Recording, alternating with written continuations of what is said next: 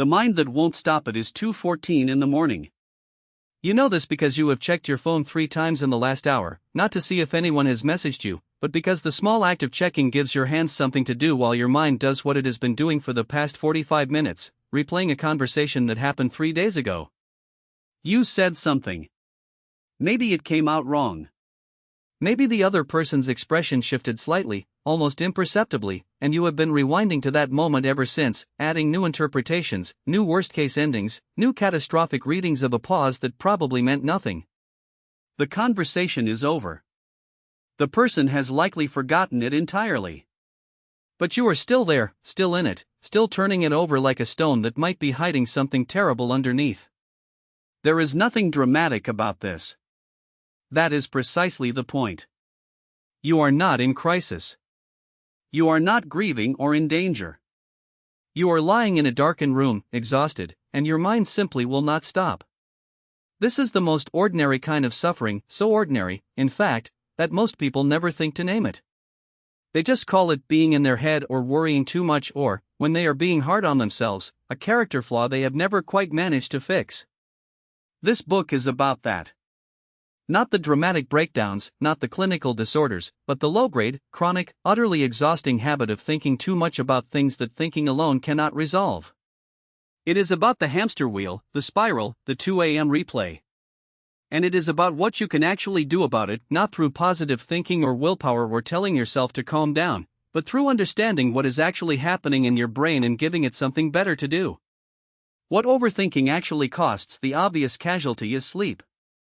You know this already. But the damage runs considerably deeper than the hours lost staring at the ceiling. Overthinking is expensive in ways that are harder to quantify but no less real. It costs decisions. Not the decisions you agonize over visibly, those you at least engage with, but the ones you never quite make because the mental rehearsal of potential outcomes goes on so long that by the time you have thought it through enough, the opportunity has passed, the moment has gone, and you are left with the faint, uncomfortable sense that you failed to act without ever knowing exactly why. Psychologists call this analysis paralysis, and it is not a metaphor. The cognitive resources that should be directing behavior towards a goal are instead being consumed by a loop that produces no new information and reaches no conclusion. It costs relationships. The person who is chronically in their head is, by definition, not fully present in their body, in the room, in the conversation. You can be physically there and mentally entirely elsewhere, running a postmortem on yesterday's interaction, pre-gaming tomorrow's confrontation, half listening while your internal monologue runs at full volume. People sense this absence even when they cannot name it. And then you replay the conversation where they seem distant, wondering what you did wrong. It costs energy. This is perhaps the most underappreciated consequence. Rumination is metabolically expensive. Your brain consumes roughly 20% of your body's total energy even at rest, and when it is running the same scenarios on loop, processing and reprocessing the same emotional content, it is working hard. People who overthink chronically report exhaustion that sleep does not fully repair, a kind of tiredness that lives behind the eyes and makes ordinary tasks feel heavier than they should. This is not weakness. It is the predictable result of running an engine at high revs while the vehicle goes nowhere. And then there is the subtler cost, the narrowing of possibility.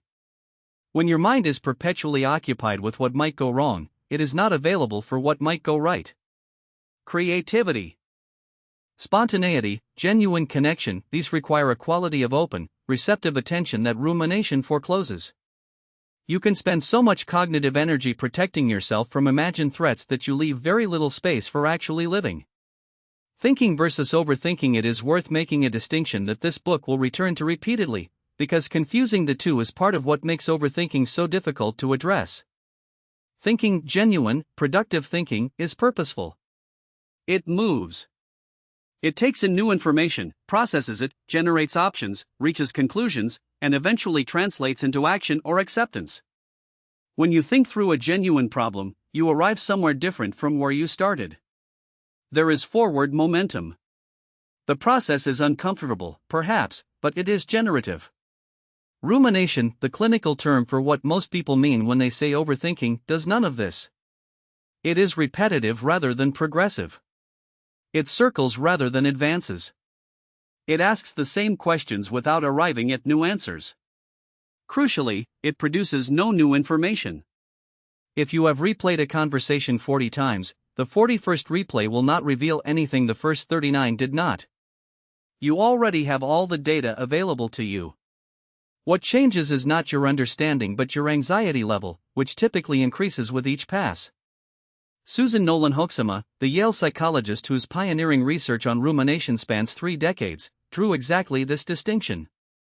In her framework, rumination is characterized by passive, repetitive focus on distress, not problem-solving, but dwelling.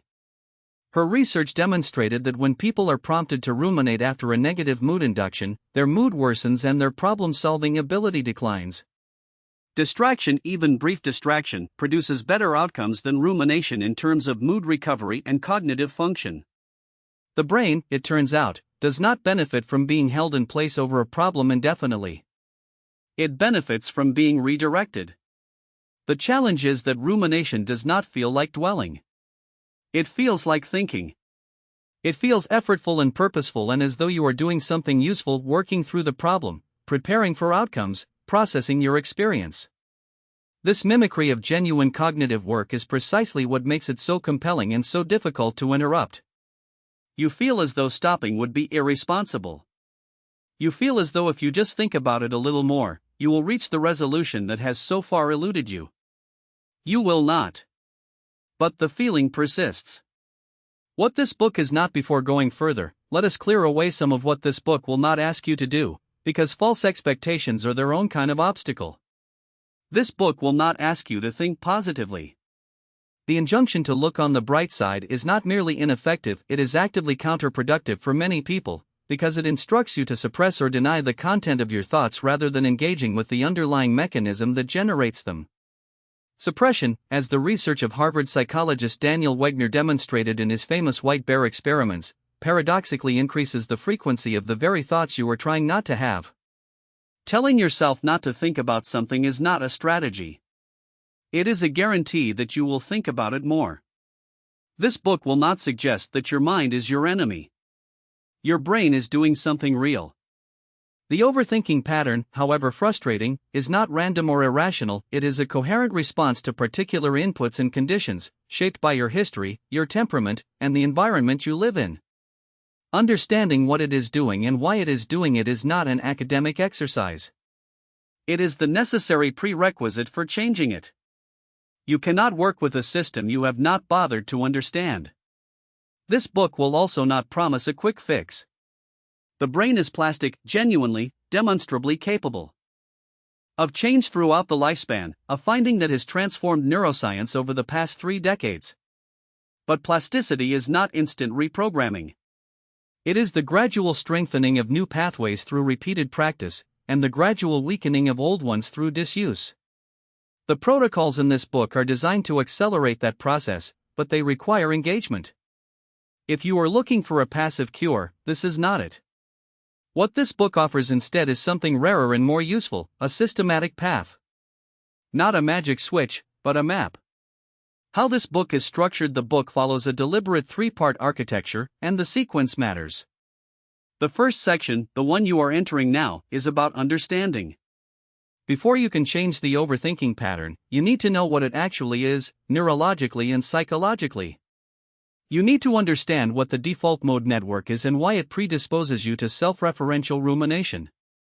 You need to understand the negativity bias, the amygdala's threat detection machinery, and why the brain finds catastrophizing not just compelling but genuinely useful in evolutionary terms. This is not throat clearing. Knowing why something happens is the most direct route to addressing it effectively. The second section is about diagnosis.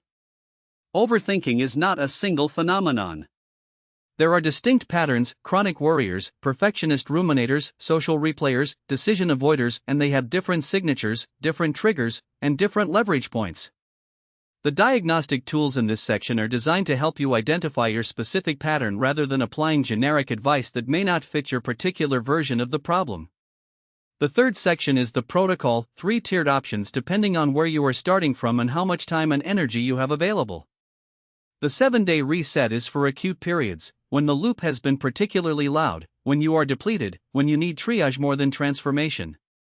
The 21-day protocol is the core intervention, structured, daily, building new habits of attention and response through consistent practice.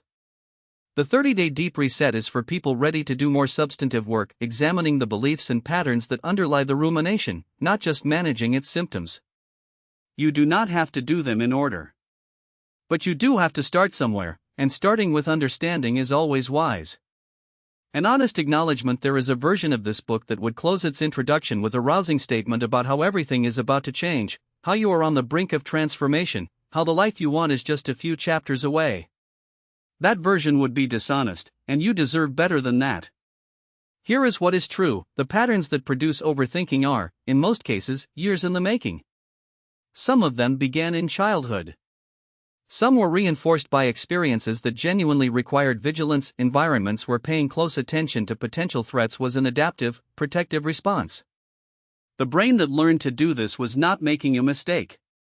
It was solving a problem it was given. The problem is that it has continued applying that solution to situations that no longer require it, and it has become very good at it through practice. Unlearning a practiced pattern takes time. It takes repetition in the other direction, consistent, sustained practice of the alternative, until the new response becomes more automatic than the old one. The neuroscientist Donald Hebb articulated the underlying mechanism in 1949 with a formulation that has become foundational: neurons that fire together wire together. The circuitry of rumination is real, physical, and durable. Changing it requires building competing circuitry that is equally real and, over time, equally durable. This is not discouraging news. It is, in fact, the most encouraging news available, because it means that change is not a matter of willpower or personality or some quality you either have or do not have. It is a matter of practice, and practice is something anyone can do. The path is not short, but it is navigable. And you have already taken the first step, which is the most important one: you have decided to understand the problem before trying to solve it. A note on who you are: one more thing before we begin. The fact that you overthink is not a character flaw. Read that again, because if you are the kind of person who overthinks, you have probably spent considerable time treating it as one, cataloging it as evidence of weakness, or fragility, or some fundamental inadequacy that better adjusted people do not share. You have watched other people appear to move through the world without this particular friction and wondered what is wrong with you. Nothing is wrong with you. The overthinking pattern is almost always a learned response, learned because at some point, in some context, hypervigilance served a purpose. Your nervous system did what nervous systems do: it learned from experience and encoded that learning as an automatic response. That automatic response has now outlived its usefulness, and you are carrying it into situations that do not require it. Learned patterns can be unlearned. Or more precisely, since the old patterns do not fully disappear but are rather overwritten, they can be replaced with new patterns that serve you better. The research on neuroplasticity is clear on this point: the brain retains the capacity for change throughout the lifespan. It is not quick or effortless. But it is real. The mind that will not stop can learn to pause. That is what this book is for. Practical reflection before reading further: take 5 minutes with the following questions. You do not need to write anything down, though you may find it useful to do so. The purpose is simply to begin paying attention, to move from passive experiencing to active observation. Think of the last time your mind looped. What were you replaying, and how long did it run? Did it produce any new information or resolution by the time it stopped? When does overthinking typically happen for you? At night, during transitions, before social situations, after conflict? Is there a pattern to the trigger? What does it feel like in your body when the loop is running? Tension in the chest, restlessness, fatigue, a sense of low-level dread? Has anyone in your life ever described you as in your head or a worrier? Did that feel accurate, or reductive, or both? There are no correct answers to these questions. They are observations, not tests. The practice of noticing, of bringing the pattern into focus rather than simply living inside it, is itself the beginning of change. The chapter that follows will give you the science to understand what you have just observed. The rumination engine here is something that should unsettle you, at least a little, when you are not doing anything in particular, not reading, not working, not engaged in conversation. Your brain does not go quiet. It goes to work on you. Given a moment without external demand, the human brain defaults almost immediately to a specific mode of activity, self-referential thought. It begins to think about you. Your past, your future, your relationships, your mistakes, your possibilities, your fears. This is not a malfunction. It is not even unusual. It is what brains do.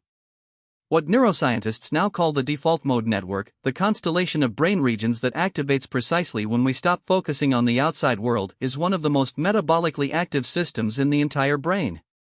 Rest, in the neurological sense, is not stillness. It is a different kind of busyness. The problem, then, is not that your mind wanders inward. The problem is that it wanders inward and never quite arrives anywhere.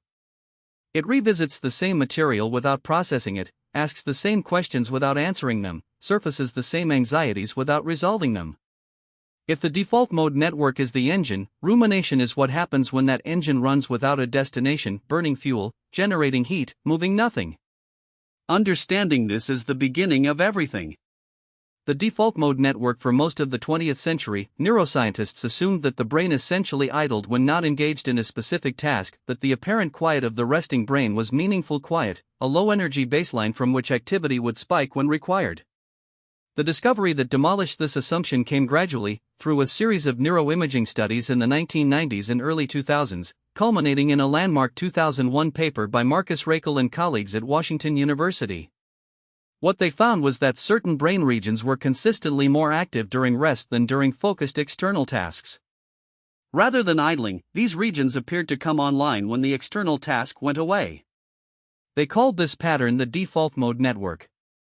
The DMN involves several key structures: the medial prefrontal cortex, the posterior cingulate cortex, the angular gyrus, and parts of the hippocampus. What these regions have in common is their involvement in self-referential processing, thinking about yourself, imagining other people's mental states, recalling autobiographical memory, and projecting into possible futures. When your mind wanders during a dull meeting, when you lie awake making up versions of a conversation that has not yet happened, when you find yourself in the middle of a shower replaying something painful from last year, the DMN is running the show. This is, in one sense, a remarkable capacity. The ability to mentally simulate the future, to model other minds, to learn from the past by replaying and reinterpreting it, these are among the most sophisticated things a brain can do. They are also, in evolutionary terms, enormously useful. An animal that can anticipate future threats, model the intentions of others, and extract lessons from past failures is an animal with a significant survival advantage. The DMN is not an accident. It is a triumph of cognitive architecture. But it has a notable failure mode. The same machinery that allows you to mentally rehearse a difficult conversation also allows you to mentally rehearse it 47 times, in 47 slightly different catastrophic versions, without ever producing the one thing that would actually help, a decision about how to act. The same regions that enable you to learn from the past also allow you to live in the past, returning to it long after it has yielded whatever lessons it has to offer. The DMN is a powerful engine. It is also an engine with a tendency to race. Adaptive reflection and maladaptive rumination. Not all inward-directed thought is created equal. This is a distinction that clinical psychology has worked hard to establish, because conflating the two leads to the mistaken conclusion that all self-reflection is problematic, which it is not. Adaptive reflection has a quality of movement. You return to a past event, extract new understanding, update your model of the situation or yourself, and move on. You think about a difficult conversation and arrive at some genuine insight about what happened or what you might do differently. You sit with grief and, over time, integrate the loss into your sense of who you are. The process is sometimes painful, but it produces something. There is a before and an after. You arrive at a different place than you started. Maladaptive rumination, what most people mean when they say they overthink, has none of this quality. It is, as Nolan Hoeksema described it, passive and repetitive. You return to the same material not because you are processing it but because you cannot stop returning to it. Each visit produces not new insight but renewed distress. The loop runs not toward resolution but around and around a fixed axis of anxiety or regret. The signature of maladaptive rumination is that you could press pause on the loop at any moment, pick it up again 3 hours later, and find it exactly where you left it, no new information added, no resolution closer. The cognitive theorist Paul Watkins has proposed a dimension he calls abstract versus concrete processing to capture this distinction. Adaptive reflection tends to engage with specifics: what exactly happened, what specific action might help, what concrete aspect of the situation you can address. Maladaptive rumination tends toward abstraction: why this always happens to you, what this says about who you are, whether you will ever be the kind of person who gets it right. Abstract self-focused thinking is reliably associated with worse mood and poorer outcomes. Concrete, process-focused thinking is associated with better ones. The question, "Why am I such a mess?" leads nowhere useful. The question, "What specifically made this interaction go wrong?" has somewhere to go. This is not merely a theoretical distinction. It is practical and actionable, and it underpins several of the techniques in the later sections of this book. When you understand that the problem is not the content of your thoughts but their mode, their abstract, non-specific, non-resolving quality, you understand that the solution is not silence but redirection towards something more concrete and purposeful. The research that changed everything. Susan Nolan Hoeksema began studying rumination in the 1980s, initially as a way of understanding why women were twice as likely as men to develop depression. Her hypothesis, which subsequent research largely confirmed, was that the gender difference was not primarily hormonal or situational but stylistic. Women, on average, were more likely to respond to negative mood by turning inward and dwelling, while men were more likely to distract or engage in activity. Rumination, she argued, was not a symptom of depression, it was a cause. This was a significant claim, and she backed it with a substantial program of research. In her studies, participants who were induced into negative moods and then prompted to ruminate showed greater persistence of that mood, more biased negative thinking, worse problem solving, and greater likelihood of clinical depression over follow-up periods than participants who were given a brief distraction task instead. The rumination group did not reach resolution faster or recover more thoroughly. They stayed stuck. Her work also illuminated the mechanics of why rumination worsens mood.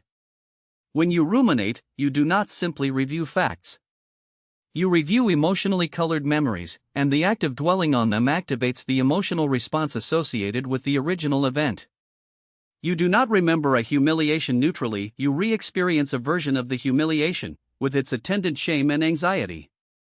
Every pass through the loop reactivates the distress rather than discharging. The brain, in its ruminating mode, is not digesting an experience. It is re-ingesting it.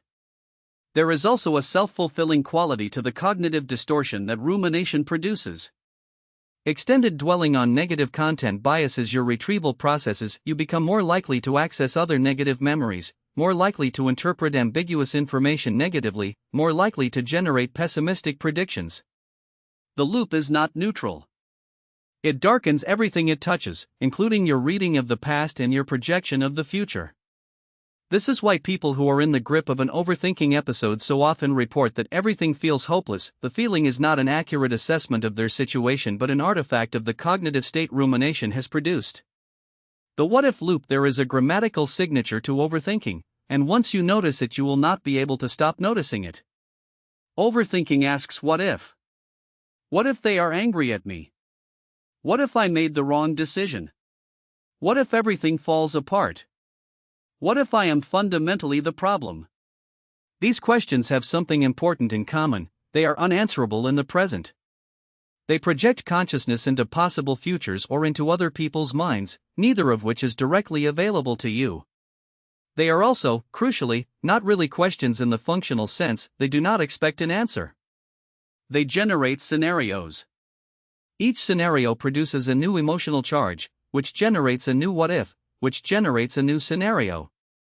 The loop is self-sustaining not because it is generating useful information but because it is generating emotional activation, and emotional activation demands attention, and attention returns to the loop, and the loop continues. The alternative question, the one productive thinking asks, is what now? What now is anchored in the present. It is concrete, specific, and answerable. It points toward action rather than away from it. Even when the honest answer to what now is, I cannot do anything about this right now and I need to let it rest, that is an answer. It is a resolution, however provisional. The what-if loop never reaches even that modest destination. Part of what makes the shift from what-if to what now difficult is that what-if feels more honest. When you are genuinely uncertain about how something will turn out, asking what-if seems like an appropriate acknowledgement of that uncertainty. But the ruminating mind does not use what-if to engage honestly with uncertainty. It uses it to avoid uncertainty by mentally simulating all possible bad outcomes, a strategy that provides the illusion of coverage without the reality of control, and that reliably produces worse anxiety than simply sitting with the uncertainty would. Why the brain finds rumination compelling? If rumination worsens mood, impairs decision-making, and produces no new information, why does the brain keep doing it? This is a fair question, and the answer is worth sitting with, because understanding it dissolves a significant amount of the self-judgment that tends to accompany overthinking. The brain keeps ruminating because rumination mimics problem-solving. It uses the same cognitive machinery. It involves concentration, the generation of scenarios, the weighing of outcomes, all activities that are, in other contexts, genuinely productive. From the inside, it is very difficult to distinguish between thinking through a problem and being stuck in a loop about a problem, because the phenomenology is similar. You feel engaged. You feel like you are doing something. The loop presents itself as due diligence. There is also a compulsive quality that is not metaphorical but neurological. The emotional arousal that rumination generates, the mild anxiety, the tension, the sense of unresolved threat activates attentional systems that are designed to keep your mind on things that matter. Threats matter, evolutionarily speaking, and the brain has a strong preference for keeping your attention on potential threats until they are resolved. Since rumination never reaches resolution, the threat signal never clears, and the attentional system never releases. The loop runs because the brain cannot find the stop signal it is looking for. Understanding this does not make the loop less frustrating, but it does make it less mysterious. You are not failing to stop overthinking because you are weak or undisciplined. You are failing to stop it because you are using the wrong tool. Trying to stop rumination through willpower is like trying to put out a fire by thinking hard about cold water. The fire does not care about your intentions. You need a different approach. The compounding costs. The research on the consequences of chronic rumination is, if anything, more alarming than the subjective experience would suggest. Nolan Hoeksema's longitudinal studies found that high ruminators were significantly more likely to develop major depression over follow-up periods of several months, controlling for initial mood. Other research has linked chronic rumination to generalized anxiety disorder, with a bidirectional relationship. Anxiety promotes rumination, and rumination amplifies anxiety, in a cycle that can become self-sustaining. The cognitive costs are well documented. Studies by Christopher Davis and Susan Nolan Hoeksema found that ruminators are less able to solve interpersonal problems effectively, they generate fewer possible solutions and show less confidence in the ones they do generate. They are also more likely to engage in what cognitive psychologists call counterfactual thinking, imagining how things could have been different, in ways that produce regret without insight. The physical costs are less widely known but significant. Rumination is associated with elevated cortisol, the body's primary stress hormone, which has downstream effects on immune function, cardiovascular health, sleep quality, and metabolic processes. A 2013 study published in Psychosomatic Medicine found that prolonged rumination about a stressor was associated with greater activation of inflammatory pathways than the stressor itself, meaning that the act of overthinking an unpleasant event may, in physiological terms, be more harmful than the event. Your body does not neatly distinguish between a real threat and an imagined one. It responds to both. And then there are the relational costs. Chronic ruminators tend to engage in what is called co-rumination with close others, extensively processing and reprocessing problems together in ways that may feel emotionally connecting but actually reinforce rumination in both parties. They are also more likely to engage in reassurance-seeking behavior, looking to others to soothe anxiety that can only be genuinely addressed internally, which puts strain on relationships and provides only temporary relief before the loop restarts. What stopping actually requires? By now it should be apparent why simply deciding to stop overthinking does not work. Suppression, the attempt to forcibly push a thought out of awareness, is not only ineffective but counterproductive. Wegner's ironic process theory, borne out in numerous studies, shows that the mental act of monitoring for a thought to suppress actually keeps that thought more accessible. The internal sensor has to keep checking whether the thought is present in order to suppress it, which keeps the thought activated. Telling yourself not to think about something is neurologically almost indistinguishable from thinking about it. What works is not suppression but redirection.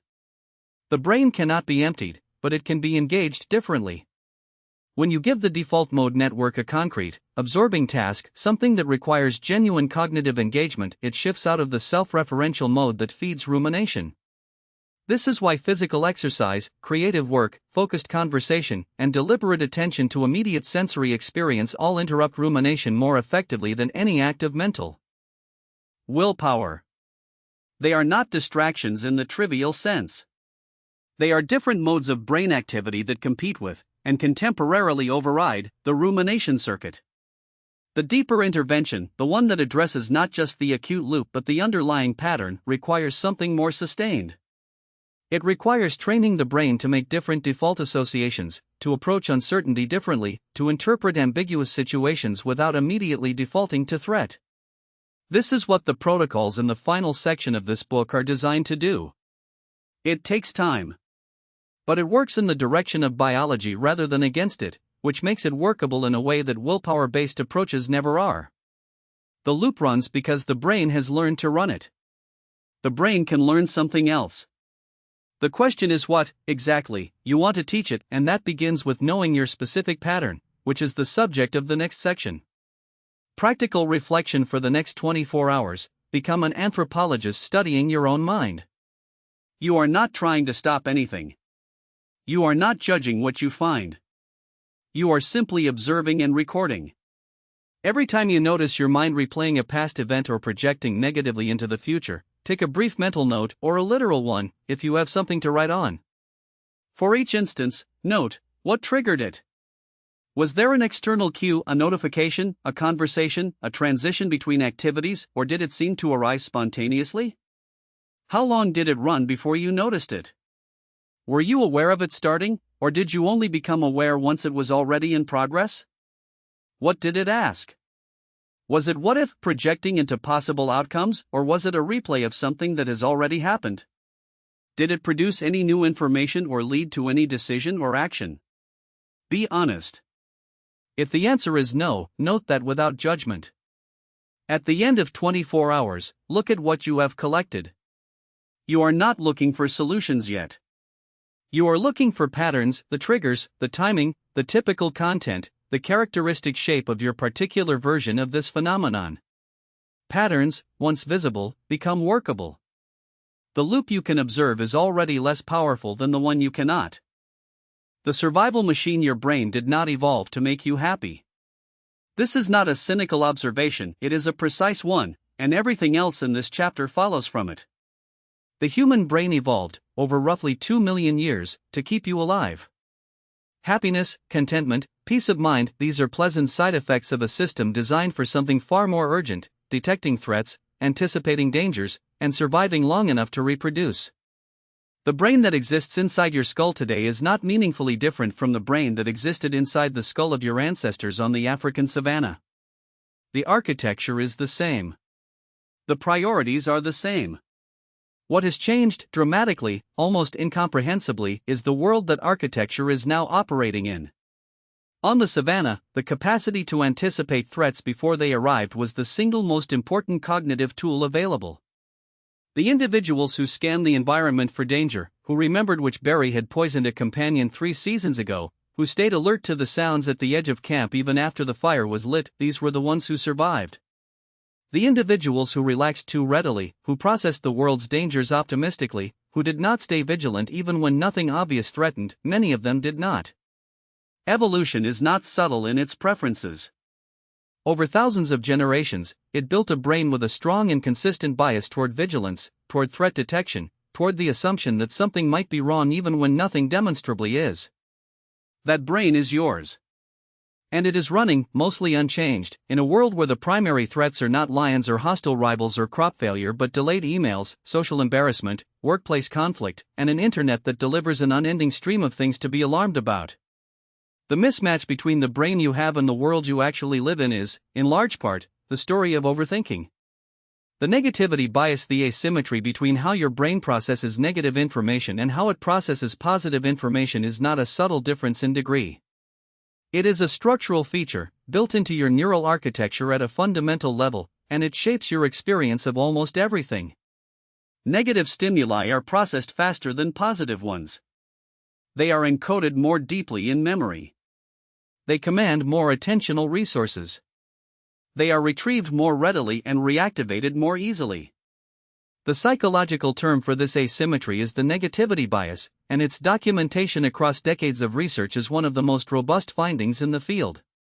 Psychologists Roy Baumeister and colleagues, surveying the literature in a 2001 paper titled "Bad is Stronger Than Good," concluded that across virtually every domain studied, memory, attention, learning, emotional processing, social evaluation, motivation, negative events and information reliably have a stronger psychological impact than positive events and information of objectively equivalent magnitude. You will remember, in more detail and with more emotional intensity, the single harsh criticism in a performance review filled with praise than you will remember the praise. You will recover more slowly from a social rejection than you will benefit from a social acceptance. You will spend more cognitive energy ruminating on what went wrong in a day than appreciating what went right.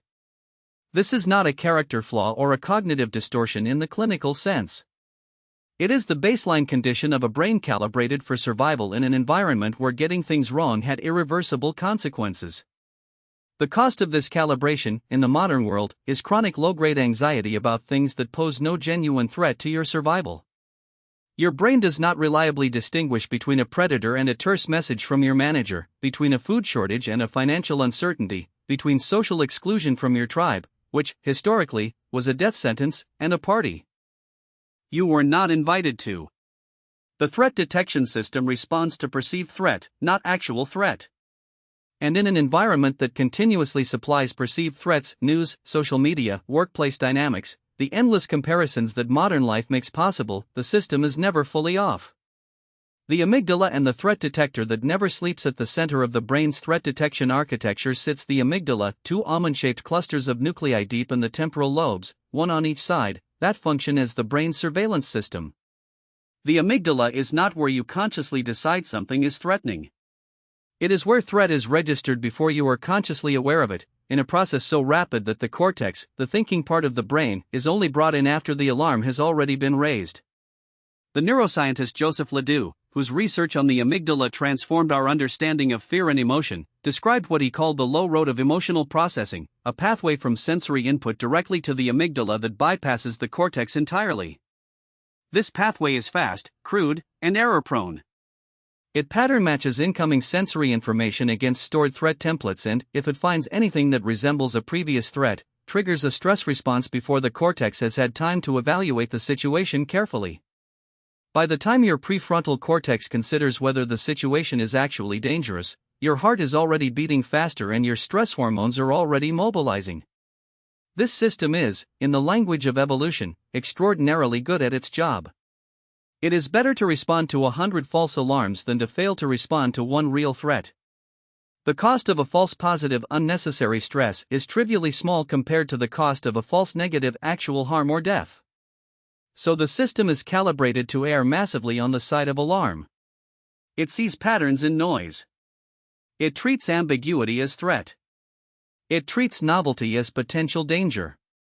And it does all of this automatically, continuously, without asking your permission. What this means for overthinking is important. The anxious loops that your mind runs are not originating from a careful rational assessment of danger. They are, in most cases, downstream of an amygdala that has been triggered by something, a tone of voice, a look, an ambiguous message, a moment of uncertainty, and is now keeping your cortex busy generating explanations for the alarm it has already sounded.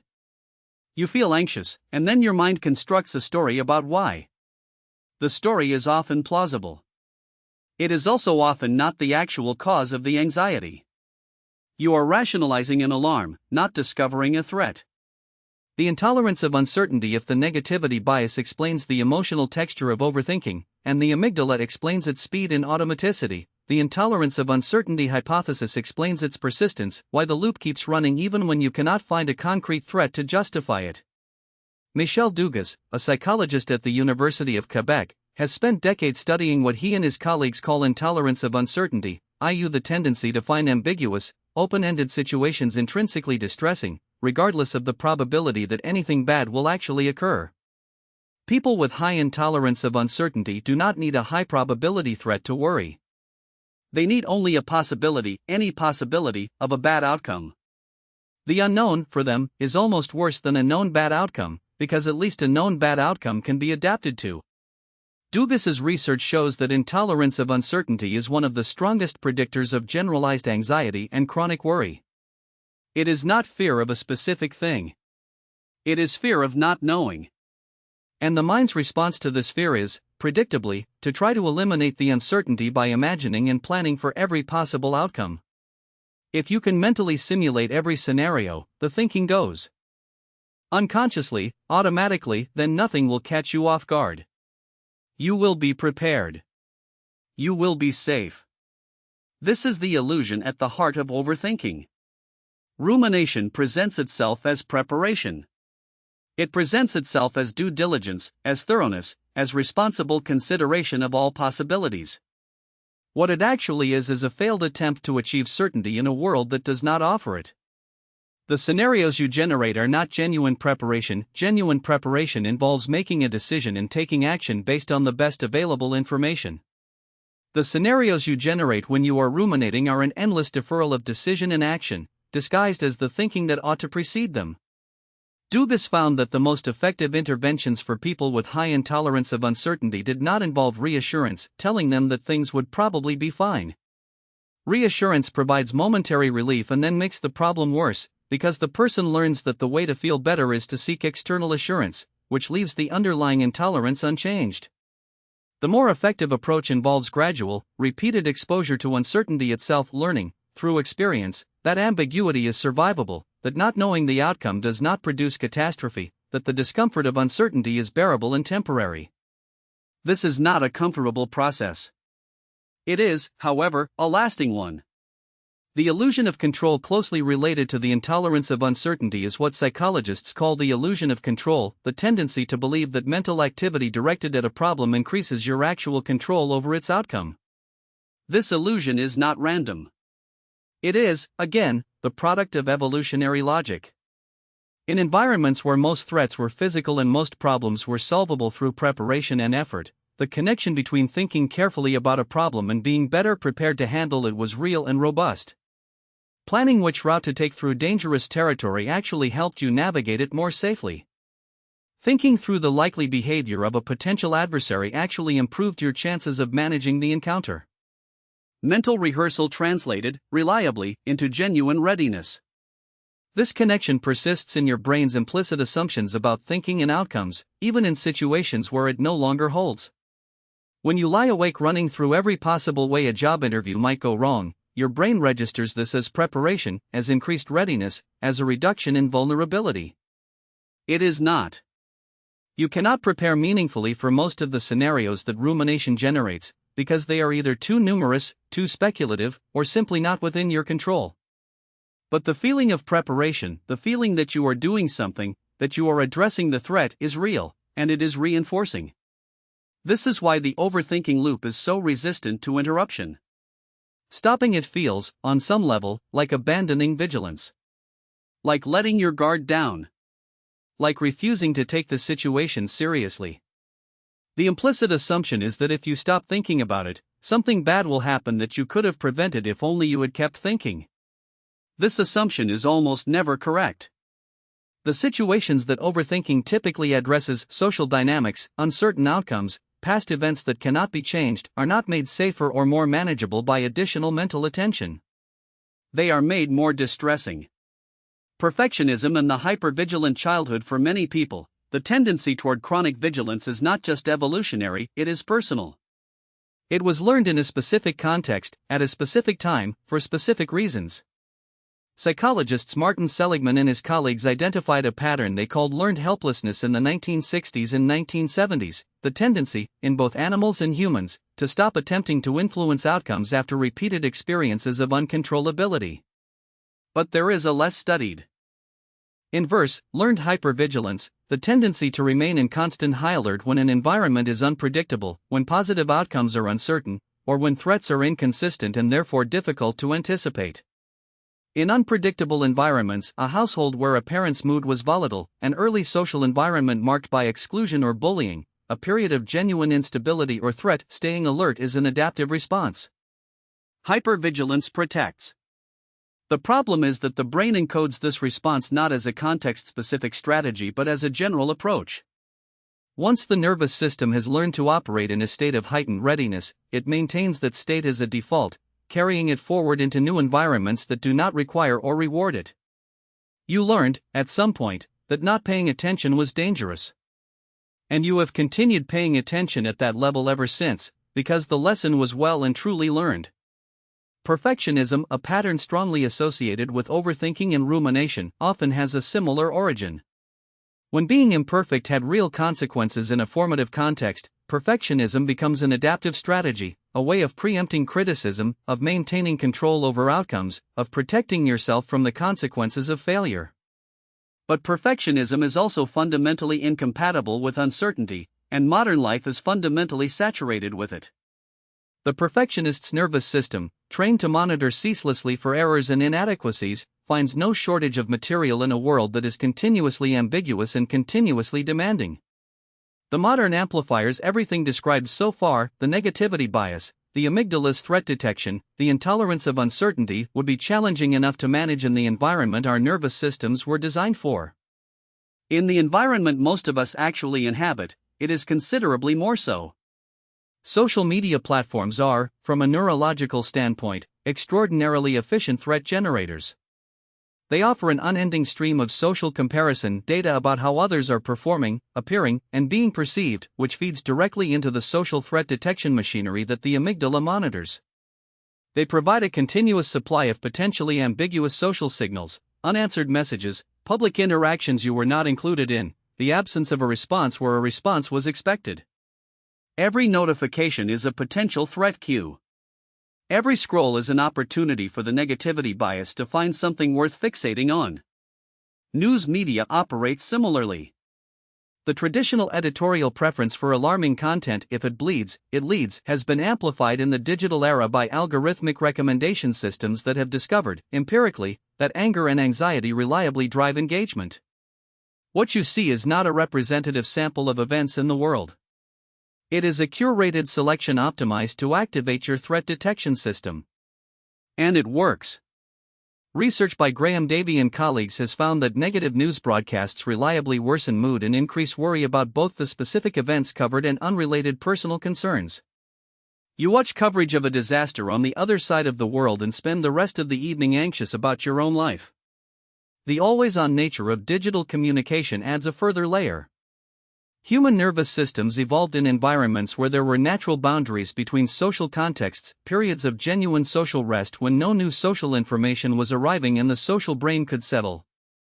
The contemporary experience of continuous connectivity eliminates these boundaries. Your threat detection system, calibrated for an environment of sporadic demands separated by long stretches of recovery, is now operating in one of near continuous demand. There is always a notification, always an email, always something that could be a problem. The amygdala scans, finds material, and keeps the loop running. Why? Willpower is not the answer if you have been reading this chapter and feeling a mounting sense of unfairness that is appropriate. The deck is, in various ways, stacked. You are a modern mind in a primate brain, operating in an environment that has been specifically engineered, in many respects, to keep your threat detection system activated. The idea that you should be able to override all of this through sheer force of will is not just optimistic. It is neuroscientifically illiterate. Willpower, the executive function that allows you to override automatic impulses in favor of deliberate choice, is a real cognitive capacity. It is also a limited and depletable one. Research by Roy Baumeister and his colleagues on what they called ego depletion showed that acts of self-regulation draw on a shared resource that diminishes with use. After a period of sustained self-control in one domain, self-control in subsequent tasks is impaired. You cannot indefinitely overpower an automatic neural response through effortful suppression. The response will outlast the effort. What works, and what the protocols in this book are designed to do, is something different, working with the biology rather than against it. The amygdala cannot be switched off, but it can be regulated by the prefrontal cortex through practices that strengthen this regulatory capacity over time. The negativity bias cannot be eliminated, but its influence can be reduced through deliberate training of attentional patterns. The intolerance of uncertainty cannot be wished away, but it can be gradually reduced through repeated, supported exposure to manageable uncertainty. The threat detection system is not your enemy. It is an ancient system doing an ancient job in a new world. The task is not to destroy it but to update it, to teach it, slowly and through practice, that you are safer than it thinks. That teaching begins with understanding its origins. And it begins, specifically, with understanding yours. Practical reflection. What follows is not an exercise in blame or diagnosis. It is an invitation to a kind of compassionate archaeology, looking back, briefly, at the conditions that may have first made vigilance feel necessary. Think back to the period in your life when you first learned to be watchful. This may be a specific time, a period of family instability, an environment at school that was genuinely unpredictable or unkind, an experience of loss or sudden change. Or it may be less specific, a general quality of your early environment that required you to read situations carefully, to anticipate rather than react, to stay one step ahead of what might happen next.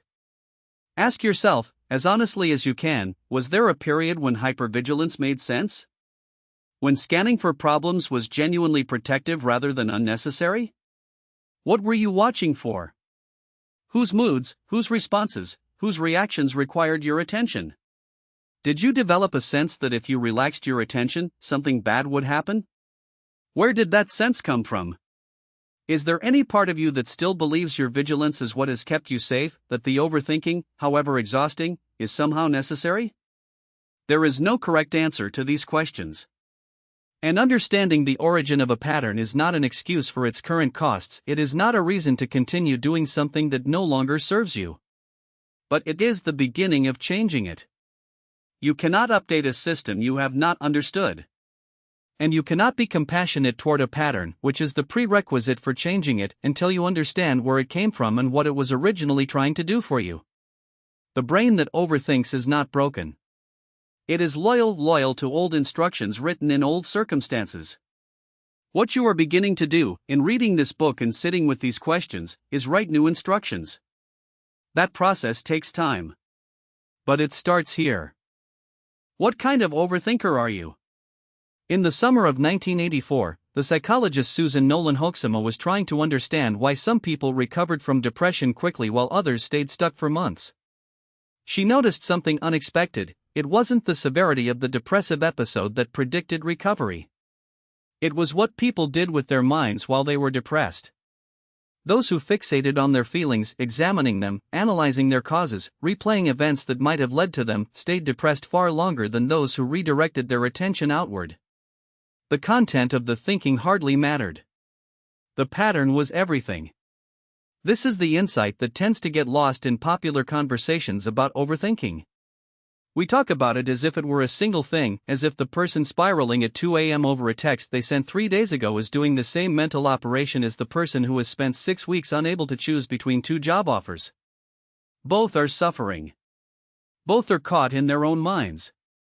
But the pattern, the trigger, the underlying fear, and crucially, the path out, these are different. Not all overthinking looks the same from the inside. It doesn't feel the same. It doesn't cost the same things. And it doesn't respond to the same resets. Before you can interrupt the pattern, you have to know which pattern you're running.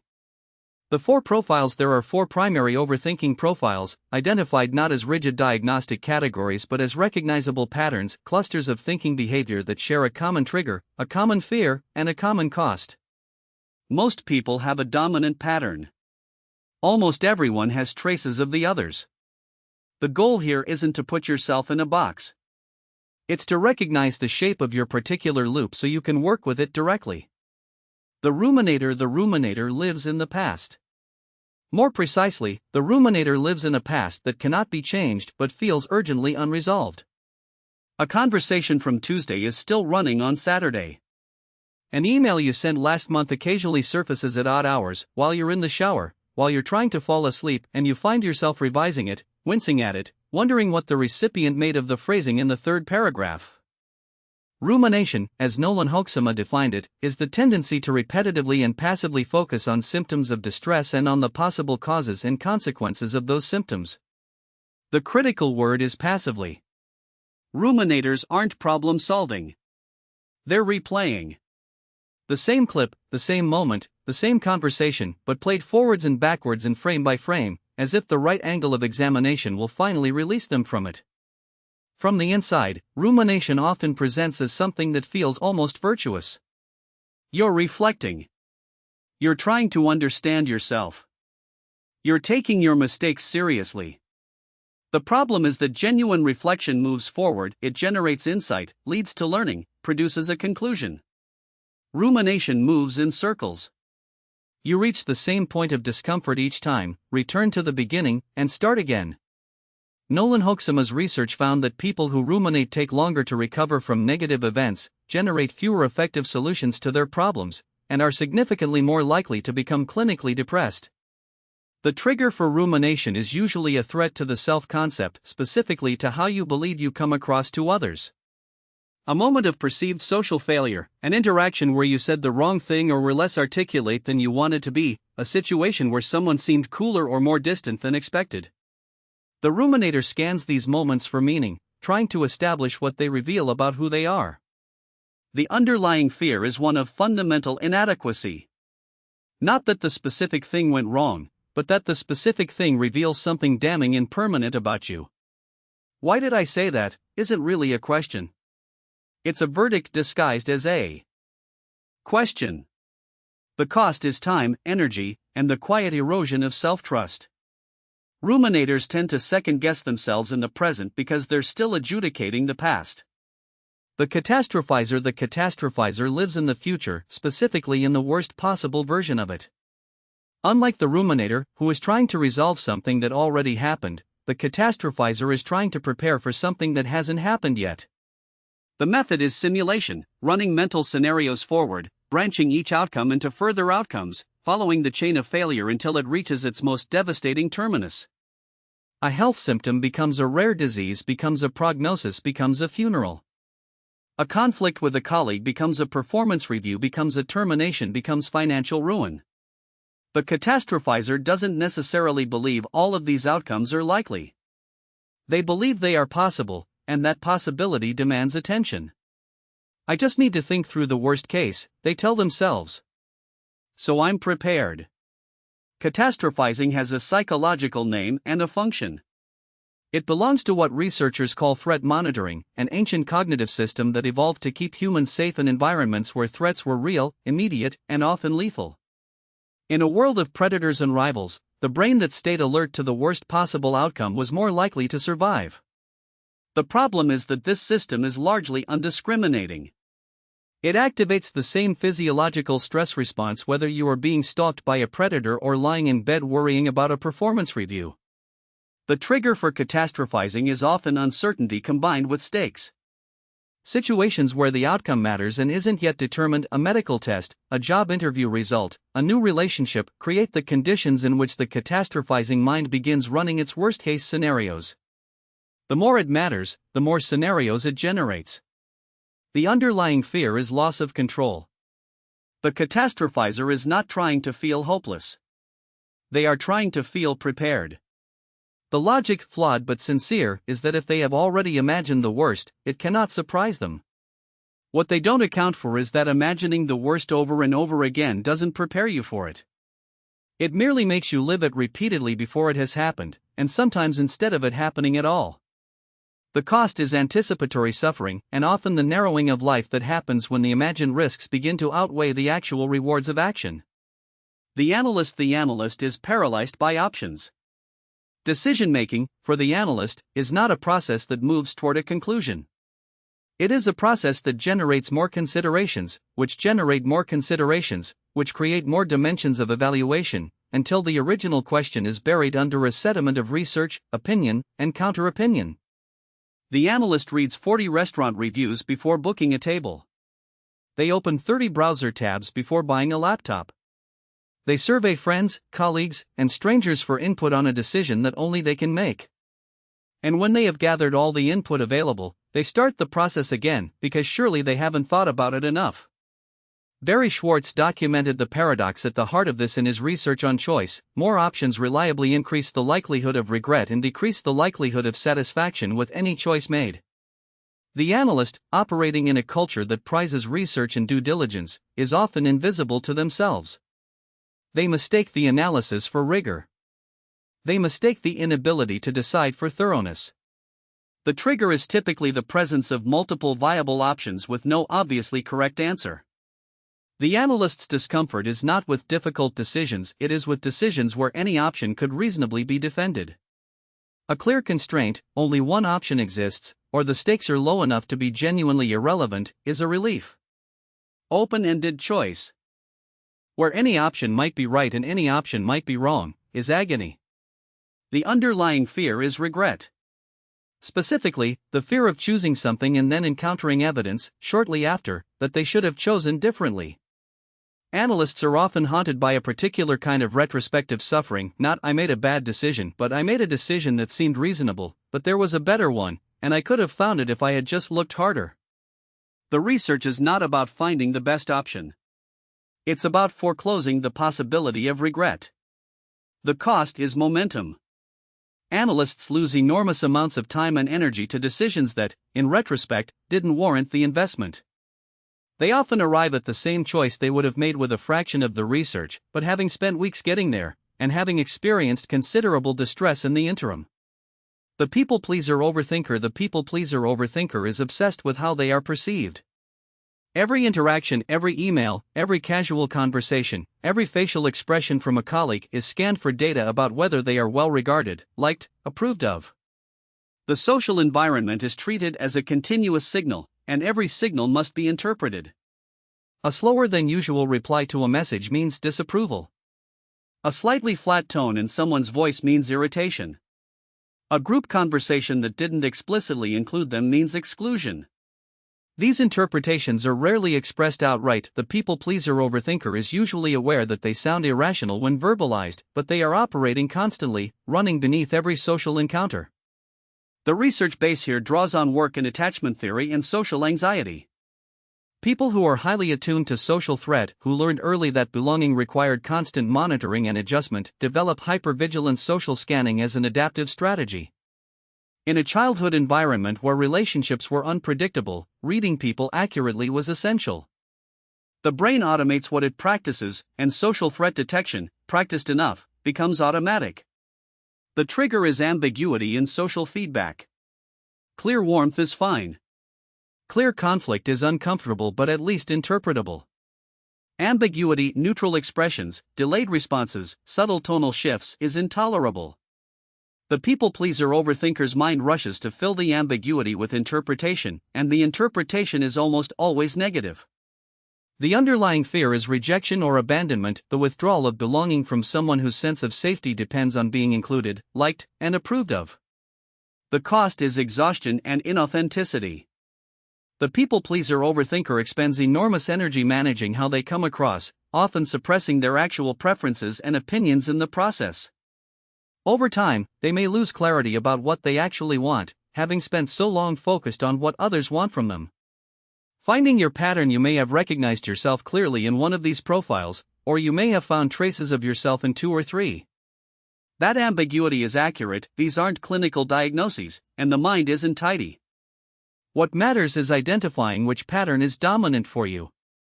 Sit with the following questions. Don't answer them quickly. The point isn't to categorize yourself in 5 minutes.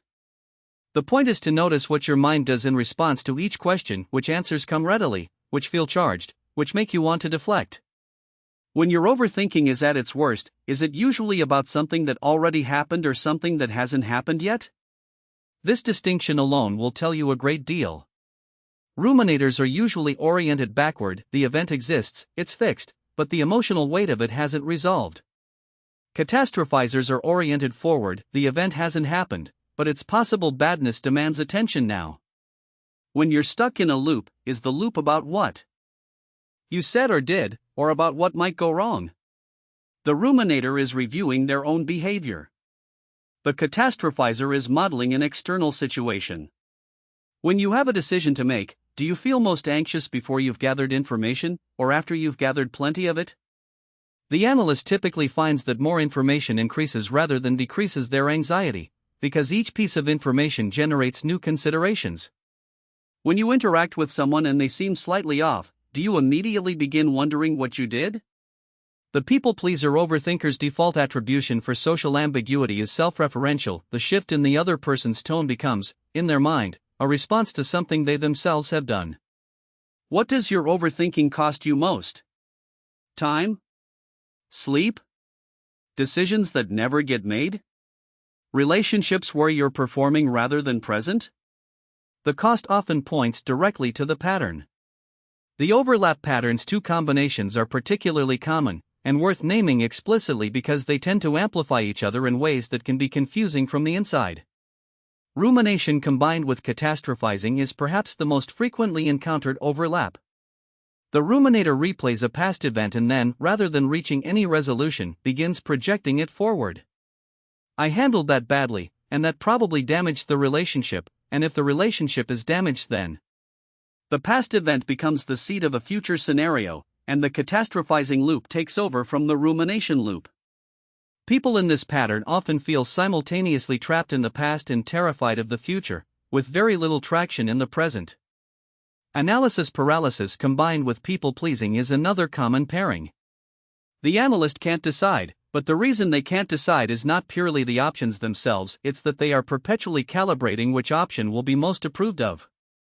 The research isn't about finding the best choice, it's about finding the choice that will be validated by others. These people often feel clarity about what they want privately, and then fog as soon as they begin imagining how others might receive their preference. Recognizing an overlap pattern matters because it means the reset strategy may need to address both elements. Treating the catastrophizing without addressing the underlying rumination that seeds it, for example, is treating a symptom rather than a pattern. Why the pattern matters for the reset. Identifying your primary profile isn't an intellectual exercise. It has direct implications for how you interrupt the loop. The ruminator needs to work with the past specifically to develop a different relationship to it.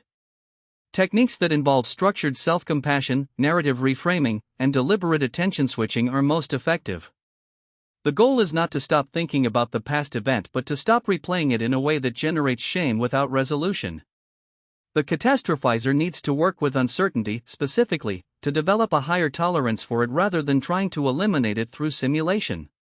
Techniques that involve grounding in the present moment, probability calibration, and distinguishing possible from probable are most useful.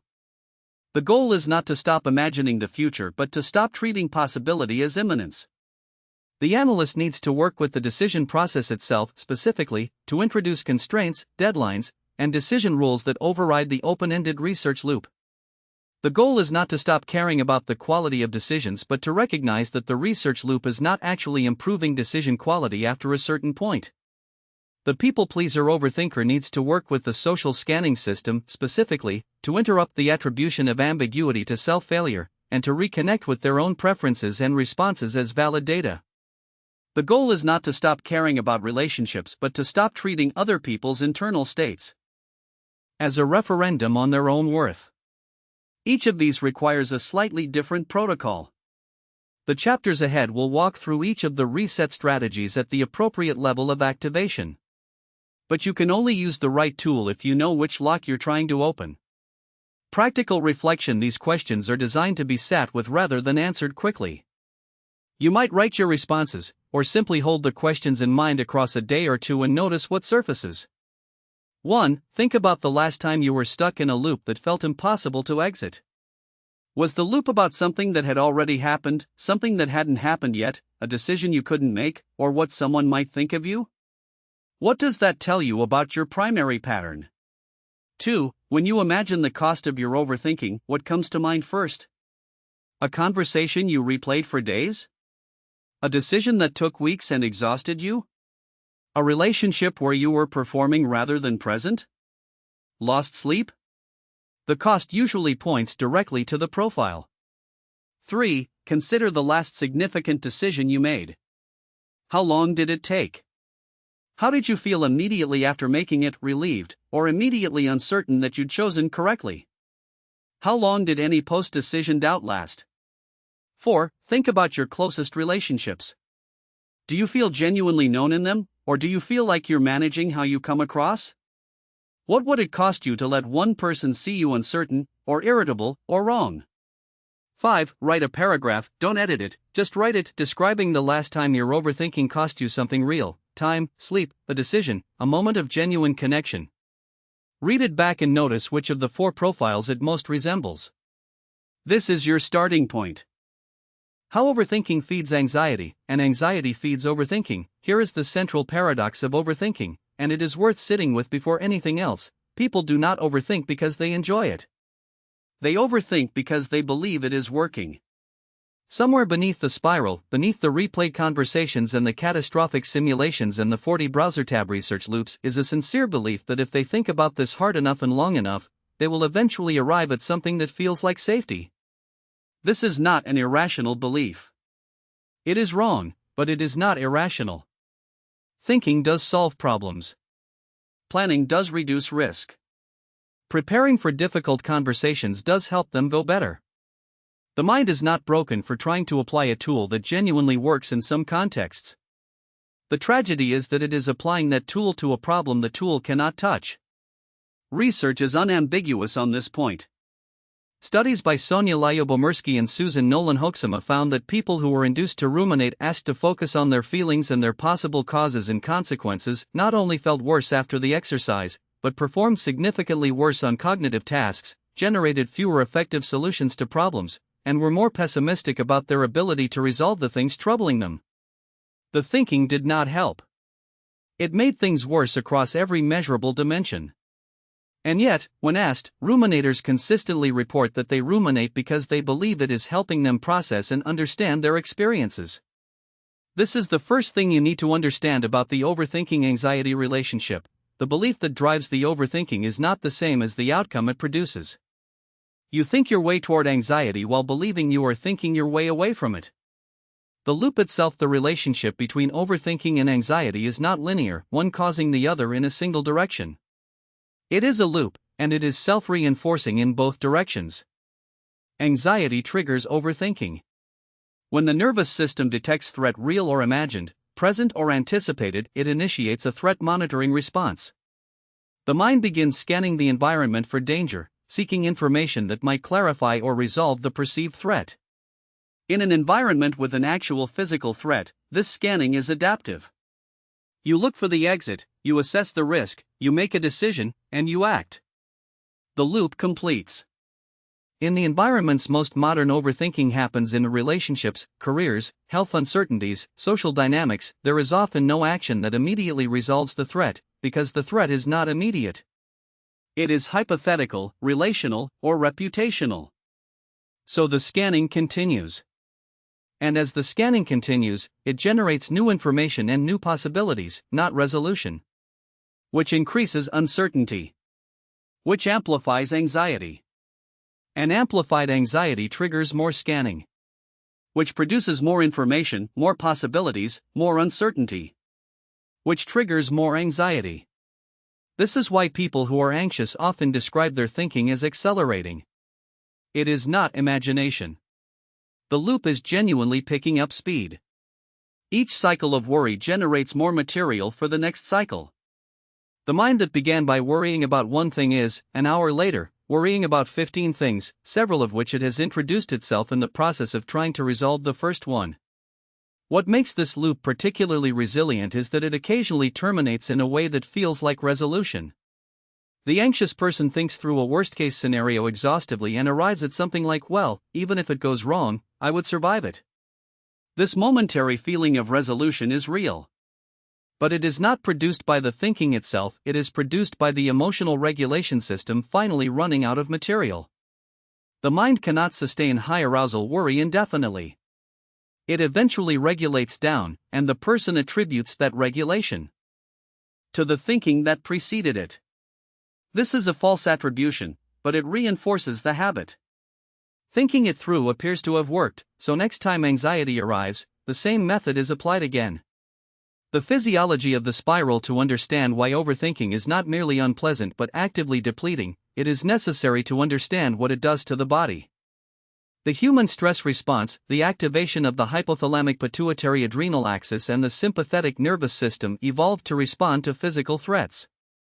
When a threat is detected, cortisol and adrenaline are released.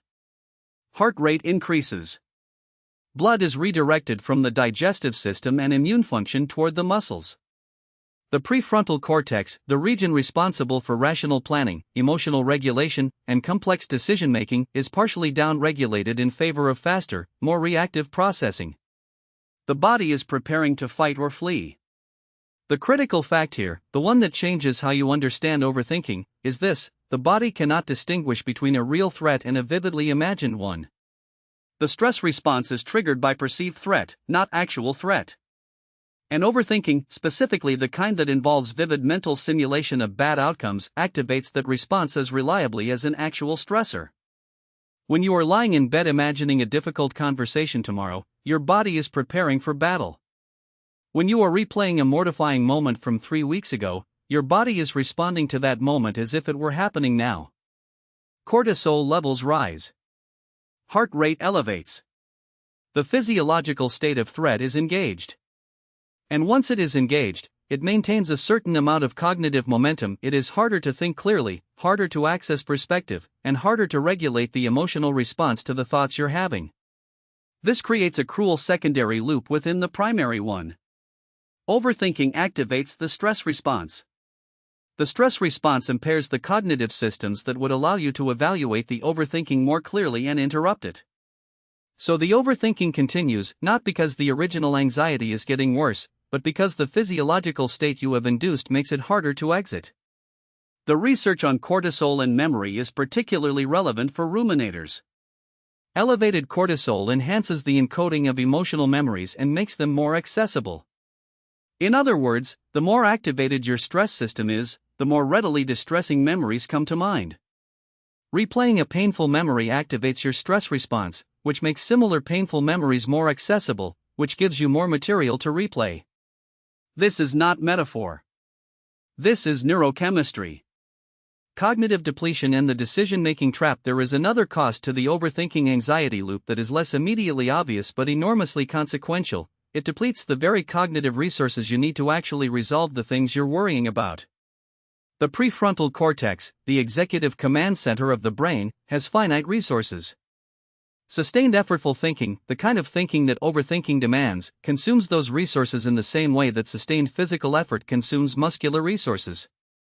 Roy Baumeister's work on ego depletion, whatever the debates about its precise mechanisms, identified something real that most people recognize intuitively: you think worse after a long period of hard thinking.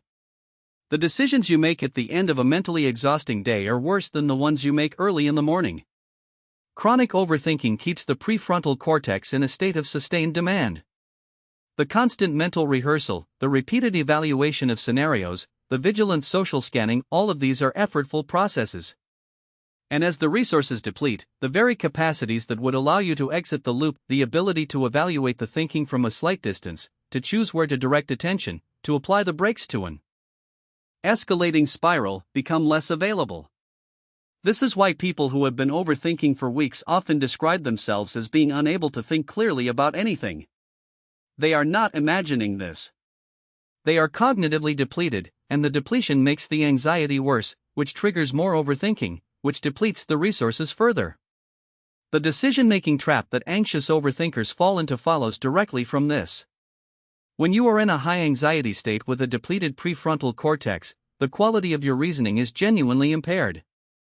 You are more susceptible to availability bias, overestimating the probability of outcomes that are vivid in your imagination. You are more susceptible to loss aversion, weighing potential losses far more heavily than equivalent potential gains. You are more likely to choose avoidance over action, and more likely to experience regret over decisions made in this state. Overthinking, in other words, makes you worse at the very things you are overthinking about. Safety behaviors and the maintenance of anxiety. If overthinking reliably amplifies anxiety, why does it persist? The answer lies in what researchers call safety behaviors, the strategies anxious people use to manage short-term distress that inadvertently maintain and strengthen the anxiety over time. Safety behaviors are any action taken to reduce the immediate feeling of anxiety without addressing its underlying cause. They are effective in the short term, which is what makes them so seductive and so counterproductive. The person who is anxious about a relationship reaches out for reassurance. The reassurance immediately reduces anxiety. But because the anxiety was temporarily reduced without anything actually resolving, the relationship hasn't changed, the uncertainty hasn't been addressed, the need for reassurance grows.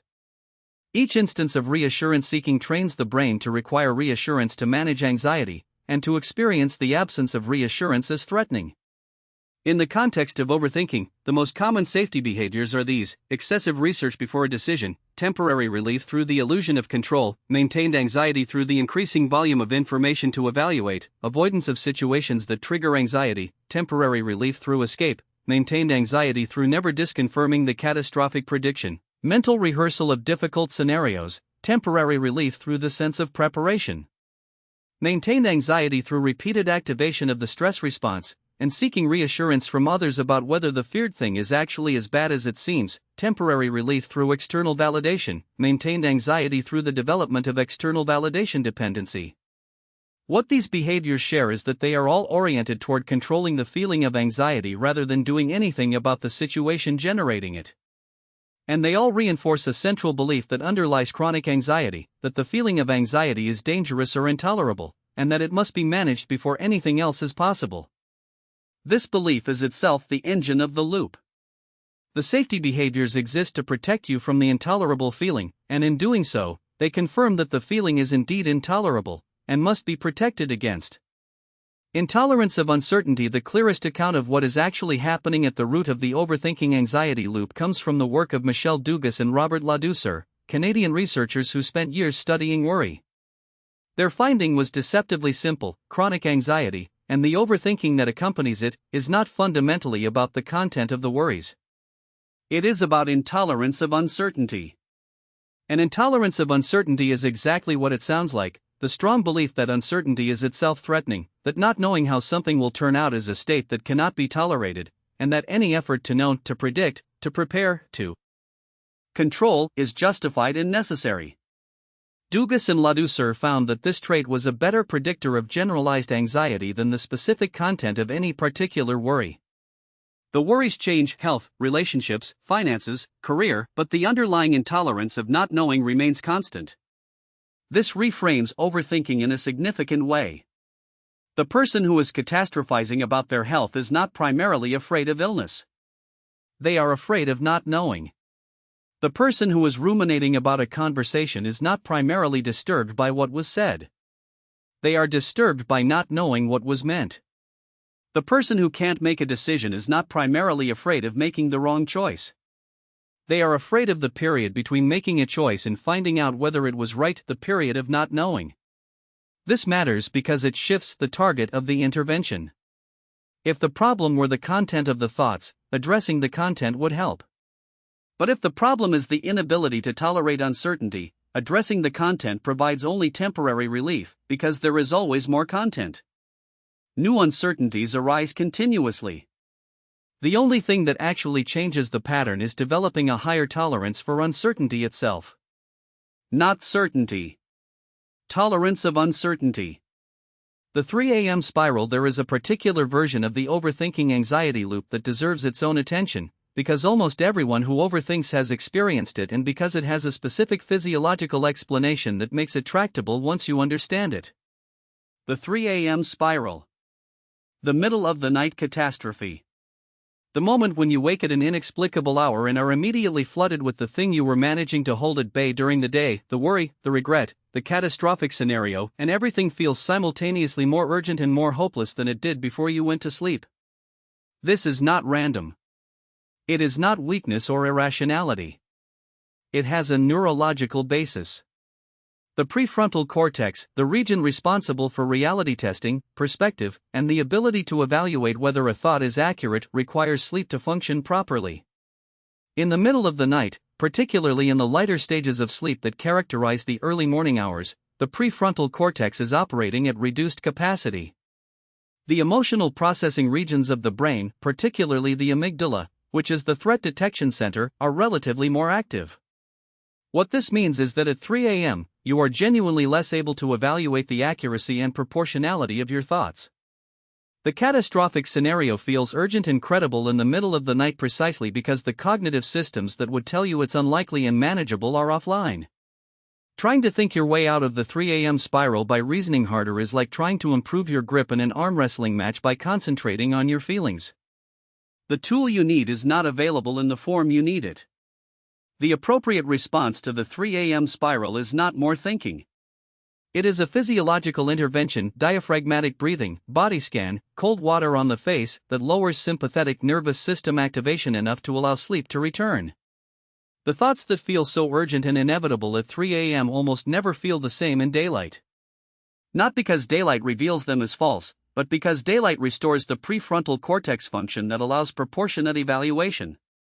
The exit is not through more thought. Everything in the preceding pages points toward a single insight that is worth stating clearly and directly, because it runs against the grain of how intelligent, analytical people tend to approach their problems. You cannot think your way out of anxiety that was created by thinking. This is not a philosophical position. It is an empirical observation with a strong research base. Thinking more about a problem that overthinking has created does not reduce the anxiety. It adds fuel to the loop. The exit from the overthinking anxiety cycle is not through more rigorous analysis, more thorough preparation, or more comprehensive understanding of the problem. The exit is through a different mode of engagement entirely. That exit takes three primary forms. The first is action, not the anxious pseudo-action of more research and more planning, but decisive external action that creates new information in the world rather than in the mind. The second is the body, physiological interventions that directly down-regulate the stress response and restore prefrontal cortex function, making clear thinking possible again. The third is structured mental redirection, not the suppression of anxious thoughts, which reliably rebounds, but the deliberate engagement of attention with something that occupies enough cognitive capacity to interrupt the loop without requiring suppression. What is notably absent from this list is more thinking about the problem.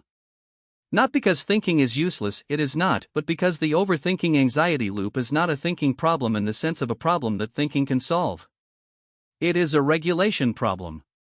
The racing mind needs to be slowed, grounded, and redirected before the actual thinking, the useful kind, the productive kind, becomes available again. The chapters that follow will build these strategies in detail. But before strategies can be applied, the pattern has to be understood. And the pattern, as you now see it, is a loop: anxiety driving overthinking, overthinking amplifying anxiety, each cycle reinforcing the next, the whole system sustained by safety behaviors that provide just enough short-term relief to keep the loop running. The loop is not a character flaw. It is a learned pattern, shaped by neurobiology and experience, running on a system that was built for a different kind of world. And because it is a pattern, it can be interrupted. But only once you understand that the interruption doesn't come from inside the pattern.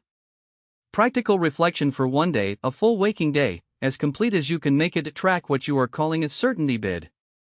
A certainty bid is any instance of thinking about a problem or worry where the goal is not actually to solve the problem but to feel certain about how it will turn out. The distinction matters. Genuine problem-solving moves toward action, it generates information, narrows options, produces a decision, and concludes. A certainty bid circles. It generates new scenarios, asks new what-if questions, seeks new forms of reassurance, and does not conclude, because certainty is what it is after, and certainty is not available. Every time you notice yourself thinking about a problem during the day, pause and ask, am I trying to solve this, or am I trying to feel certain? If you are trying to solve it, ask, what is the next action? If you can identify one, take it. If you are trying to feel certain, note what you are seeking certainty about. Not the topic of the worry, but the specific form of certainty being sought. I want to know that she's not angry with me. I want to know this health thing is nothing serious. I want to know I made the right call in that meeting. By the end of the day, you will have a list of certainty bids and what each one was about. This list is not a catalog of your anxieties. It is a map of your intolerance of uncertainty, the specific domains where not knowing feels most threatening. This is not information to use against yourself. It is information to work with. The pattern of what you are trying to know, rather than what you are trying to do, is often the clearest window into where the loop is running hardest. Keep the list. Return to it. The domains that appear most frequently are the domains where the reset work will have the greatest impact. When thinking replaces doing in 2000, psychologists Sheena Iyengar and Mark Lepper set up 2 tables in a gourmet grocery store. At one table, shoppers could sample from a selection of 24 jams. At the other, they could choose from 6. The table with 24 varieties attracted more browsers. But here is what mattered: shoppers who stopped at the 6-gem table were 10 times more likely to actually buy a jar. More options didn't lead to better decisions. They led to no decision at all. Barry Schwartz built an entire theoretical framework around this finding. In The Paradox of Choice, he argued that the modern proliferation of options, career paths, romantic partners, dietary philosophies, investment strategies, career pivots, therapy modalities, does not make us freer. It makes us more anxious, more regretful, and less satisfied with whatever we eventually choose. The overthinker lives inside this paradox every day. They do not suffer from a lack of information. They suffer from the mistaken belief that enough information will eventually produce certainty, and that certainty is required before action is permitted. It is not. And understanding why not is one of the most practically useful shifts an overthinker can make. The mechanics of analysis paralysis. There is a particular texture to the way an overthinker approaches a decision. It doesn't feel like avoidance, it feels like diligence. Every option gets researched. Every forum thread gets read. Every person whose opinion might be relevant gets consulted. The spreadsheet gets built. The pros and cons list grows to 20 items per side. And still, somehow, the moment of commitment keeps sliding into the future. This process has a name: analysis paralysis. But naming it doesn't fully explain it. What is actually happening inside the mind of someone who cannot stop gathering and cannot start deciding?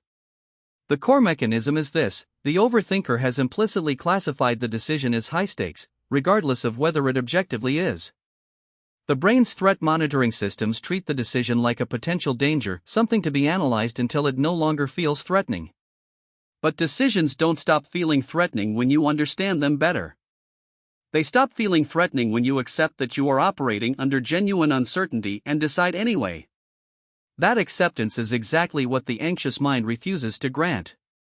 So the loop continues.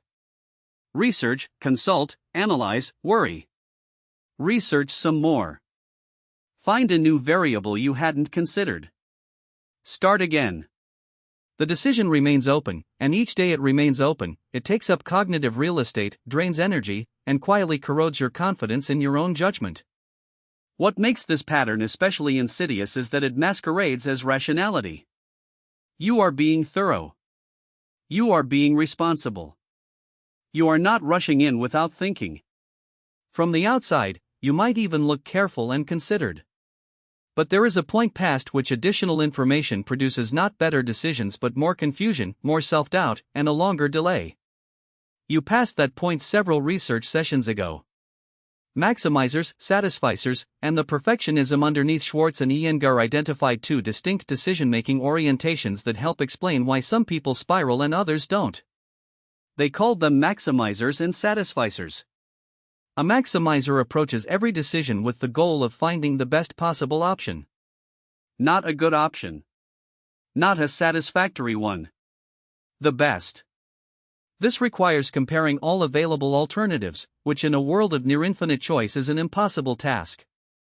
The maximizer applies this standard even to decisions that don't warrant it, choosing a podcast to listen to, a restaurant to try, a plumber to call. Every choice becomes a candidate for regret because there is always a possibility, however theoretical, that a better option existed. A satisficer, by contrast, sets a threshold, this needs to be good enough, and chooses the first option that meets it. This is not laziness. It is a different relationship with the concept of enough. The satisficer understands something the maximizer does not, that optimizing for the best available choices, beyond a certain point, more costly than it is valuable. The time and mental energy spent searching for marginally better options usually exceed the marginal improvement those options would provide. Here is the research finding that overthinkers need to hear clearly: maximizers consistently score lower on measures of happiness, life satisfaction, and subjective well-being than satisficers. They experience more regret, more counterfactual thinking, what if I had chosen differently? And less enjoyment of the choices they do make. All that extra analysis does not produce better outcomes. It produces more suffering around whatever outcome you land on. Overthinking is, at its root, the maximizer's pathology. The belief underneath it is perfectionism: somewhere out there is the right answer, and thinking harder and longer is the way to find it. But most decisions don't have a right answer. They have a range of acceptable answers and a range of unacceptable ones, and the task is simply to pick from within the acceptable range and commit. The perfectionist mind cannot accept this. It keeps searching for the optimal, which doesn't exist, and in doing so it forgoes the good, which does. The anticipation of regret: if you ask overthinkers why they can't decide, they often say they're afraid of making the wrong choice. But probe a little deeper and a more specific fear emerges: they are afraid of regretting their choice. This is a subtle but important distinction. Fear of the outcome says, I'm afraid the new job will be worse. Fear of regret says, I'm afraid I'll choose the new job and then, when it turns out to be imperfect in some way, I will torment myself with the knowledge that I could have stayed. The object of fear is not the future itself but the experience of looking back at a decision and feeling responsible for what went wrong. Psychologists call this anticipated regret, and it is one of the primary drivers of decision avoidance. The brain runs simulations, forward-looking previews of how bad you'll feel if this choice turns out badly, and those simulations generate emotional distress in the present.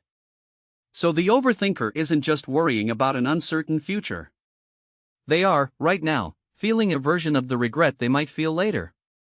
And avoiding the decision keeps that simulated regret at bay, temporarily. The problem is that anticipated regret is a notoriously poor predictor of actual regret. Decades of research by Daniel Gilbert and colleagues on effective forecasting, the brain's attempts to predict how future events will make us feel, consistently find that we overestimate how badly negative outcomes will affect us and for how long. We are surprisingly resilient. We adapt. We rationalize. We find silver linings. The choice we were afraid to make, once made, rarely produces the emotional catastrophe we imagined. What we do not adapt to as well, it turns out, is inaction. Gilbert's research found a consistent asymmetry: over time, people regret the things they did not do far more than the things they did. The embarrassing thing you said at the party fades. The conversation you were too afraid to have lingers for years. The career move you made and adjusted to feels resolved. The career move you never made, because it might not have worked out, haunts you with possibility. The overthinker's fear of regret is, ironically, creating the conditions for exactly the regret they most fear. The decision you're already making there is a quiet lie embedded in the phrase, I haven't decided yet. It implies that non-decision is a neutral holding pattern, a pause between options. It is not. Not deciding is itself a decision, specifically, the decision to continue with whatever is currently happening. This matters because the status quo is not always neutral. Sometimes it is fine. Sometimes it is quietly costing you. The person who cannot decide whether to leave a relationship that isn't working is making a daily decision to stay. The person who cannot commit to applying for a new job is making a daily decision to remain in the current one. The person who has been thinking about starting therapy for 3 years is making a repeated decision not to start. When you frame it this way, when you recognize that delay is a choice, and specifically the choice to preserve the current state, the cost of indecision becomes visible. It is no longer costless to keep thinking. There is a real price, the months or years of staying in a situation that is no longer serving you, while you wait for certainty that will never arrive. The time cost of non-decision is also a cognitive cost. Open decisions occupy mental bandwidth. Psychologists call these open loops unresolved tasks that the mind keeps returning to, checking on, trying to resolve. Research on the Zeigarnik effect shows that unfinished tasks intrude on awareness more frequently than completed ones. Every undecided decision is a small, persistent drain on your attention. Close enough of them and you discover that your mind is quieter than you thought possible, not because the decisions were easy, but because they are done. What Damasio taught us about emotion and deciding in the 1990s, neuroscientist Antonio Damasio studied a group of patients who had sustained damage to the ventromedial prefrontal cortex, the region of the brain involved in processing emotions and integrating them with decision-making. These patients were, in conventional terms, highly rational. They scored normally on intelligence tests, could reason clearly, understand complex arguments, and enumerate pros and cons with precision. In every measurable cognitive sense, they were intact. But they could not make decisions. Asked to choose between two appointment times, they would deliberate for 30 minutes, listing reasons for and against each slot, and still fail to commit. Simple choices, what to have for lunch, where to sit in a waiting room, became extended, unresolvable deliberations. Without the emotional signal that says this feels right, or this feels wrong, their reasoning could not terminate. It went in circles, indefinitely. Damasio called this the somatic marker hypothesis. Emotions, he argued, are not obstacles to rational thought, they are required for it. They function as signals that help the brain evaluate options, weigh uncertainty, and, critically, know when enough deliberation has occurred. The feeling of "I think I've thought about this enough, let me decide" is itself an emotional event. Strip it away and the thinking never stops. This finding inverts a story overthinkers often tell themselves, that their emotions are the problem, that if they could just be more rational, more logical, more systematic, they would make better decisions. But the neuroscience says otherwise. Emotion is not contaminating your decisions. The absence of a healthy relationship with your emotional signals is what keeps you from concluding them. When you learn to notice the feeling of enough and act on it, you are not abandoning rigor. You are completing it. The case for artificial constraints: if open-ended deliberation makes decisions worse, the corrective is obvious: close the deliberation. Set a boundary in time or information. I will decide by noon tomorrow, with whatever I know at that point. I will consult 2 more people and then make the call. I will spend 1 more hour researching and then commit to a direction. This sounds simple, and it is. It also works, and that matters more than its simplicity. Research on deadlines and decision quality consistently finds that people who set explicit endpoints for their deliberation make decisions that are at least as good as, and often better than, those who deliberate indefinitely. The constraint doesn't impoverish the decision. It stops the analysis from consuming itself in diminishing returns. Artificial constraints work for several reasons. They shift the frame from "I must find the right answer" to "I must decide with what I have." They convert an open loop into a closed one. They engage the mind's ability to prioritize and summarize, to ask, given everything I know, what direction does this point in? Rather than endlessly cataloging new considerations. There is also a confidence effect. People who set and honor self-imposed decision deadlines report greater trust in their own judgment over time. Each decision made, rather than indefinitely postponed, is a small piece of evidence that you can operate under uncertainty and survive or thrive. That evidence accumulates. The overthinker who begins deliberately practicing decision-making, setting a deadline, gathering reasonable information, committing, and moving on, discovers something unexpected: the outcomes are usually fine. Better than fine. And the relief of a closed loop is extraordinary. The perfectionist will resist this. Setting a deadline feels like giving up on finding the best answer. But the best answer is not waiting out there. It does not exist. What exists is a range of decent options, an imperfect world, and a you who will adapt to whatever you choose far better than you currently believe. Deciding without certainty: there is something important to say about what it feels like to make a decision as an overthinker, even when you've set the deadline and gathered the information and committed to an answer. it often doesn't feel resolved. The choice is made, but the doubt lingers.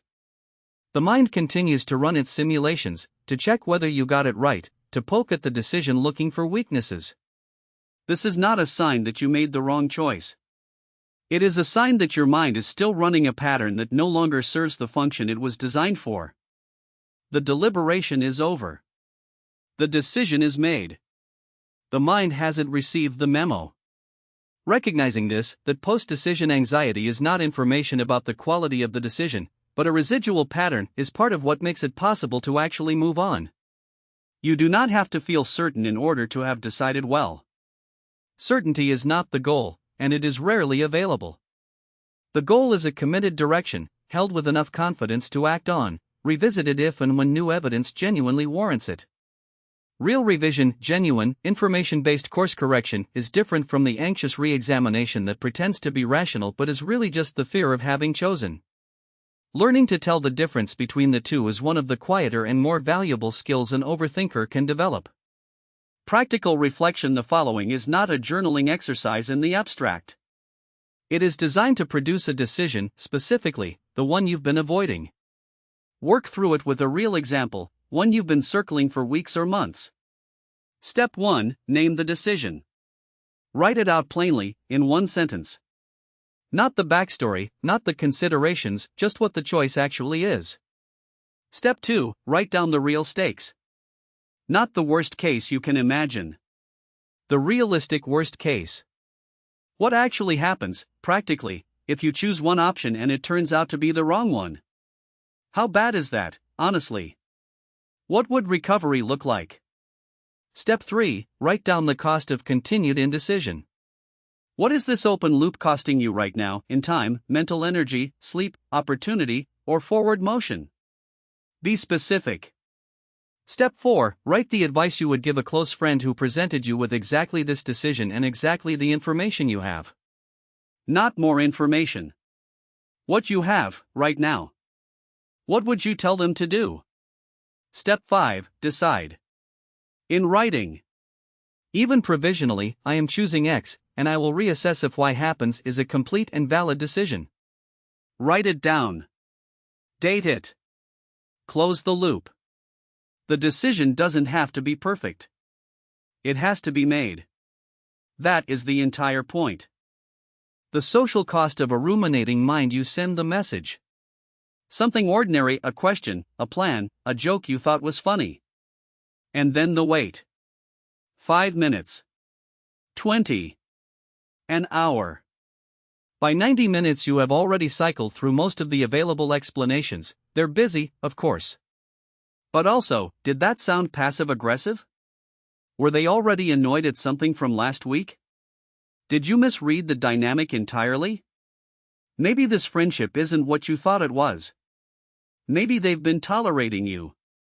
Maybe the thing you said in March, the one you've wondered about since, finally confirms something for them. By the time the reply arrives, sorry, was in a meeting, yes, let's do Saturday, you have lived through a minor psychological ordeal. Your nervous system has treated 3 hours of message silence as evidence of threat. Your mind has constructed and then partially demolished several narratives about who you are to this person and what your relationship means. And none of it was based on anything real. This is what overthinking does to relationships. It doesn't just cause you private distress. It shapes how you show up in every interaction, how you interpret what people say, how you respond to silence, how much of your cognitive energy goes toward managing your own anxiety rather than actually connecting with the person in front of you. Reading tone where there is none. The overthinker approaches interpersonal communication like a cryptographer working on an encrypted document. Every message carries a surface meaning and an assumed deeper one. The period at the end of fine is weighted. The response that came 30 seconds later versus 3 hours later means something. The slightly shorter reply than usual is data. The omission of their usual emoji registers as a shift in temperature. Some of this attentiveness is genuinely useful. Humans do communicate subtext, and people who are sensitive to social cues are often good at catching real shifts in relationship dynamics before they escalate into overt conflict. The problem is when the pattern runs continuously, at maximum sensitivity, regardless of whether anything has actually changed. At that level, the signal-to-noise ratio collapses. You are seeing patterns in data that contains no patterns. You are decoding a message that was never encoded. Replaying conversations is the temporal extension of this. You have the conversation in the present, and then you have it again, in your head, for the next several hours. Was that remark taken the wrong way? Did your tone shift when you got defensive? Did they seem to pull back after you said that one thing? Each pass through the replay introduces a slightly different interpretation, and the interpretations compound. By the time you've reviewed the conversation 6 times, you have constructed a version of events that is further from what actually happened and more alarming than anything you would have noticed in real time. The replay is not analysis. It is not producing useful insight about the relationship or about yourself. It is, as the neuroscience of rumination would predict, reinforcing the neural pathways associated with anxiety and making the next episode of spiraling easier to trigger. The mind-reading trap. One of the more consistently documented findings in social psychology is that people are convinced others are attending to them far more carefully than they actually are. Researchers call this the spotlight effect, the experience of feeling as though you are standing in a beam of light, visible and scrutinized, when in fact you are largely unnoticed by the surrounding crowd. Thomas Gilovich and his colleagues demonstrated this with a series of studies in which participants were sent into a room wearing a mildly embarrassing t-shirt and then asked to estimate how many people in the room had noticed. They consistently overestimated by a factor of 2.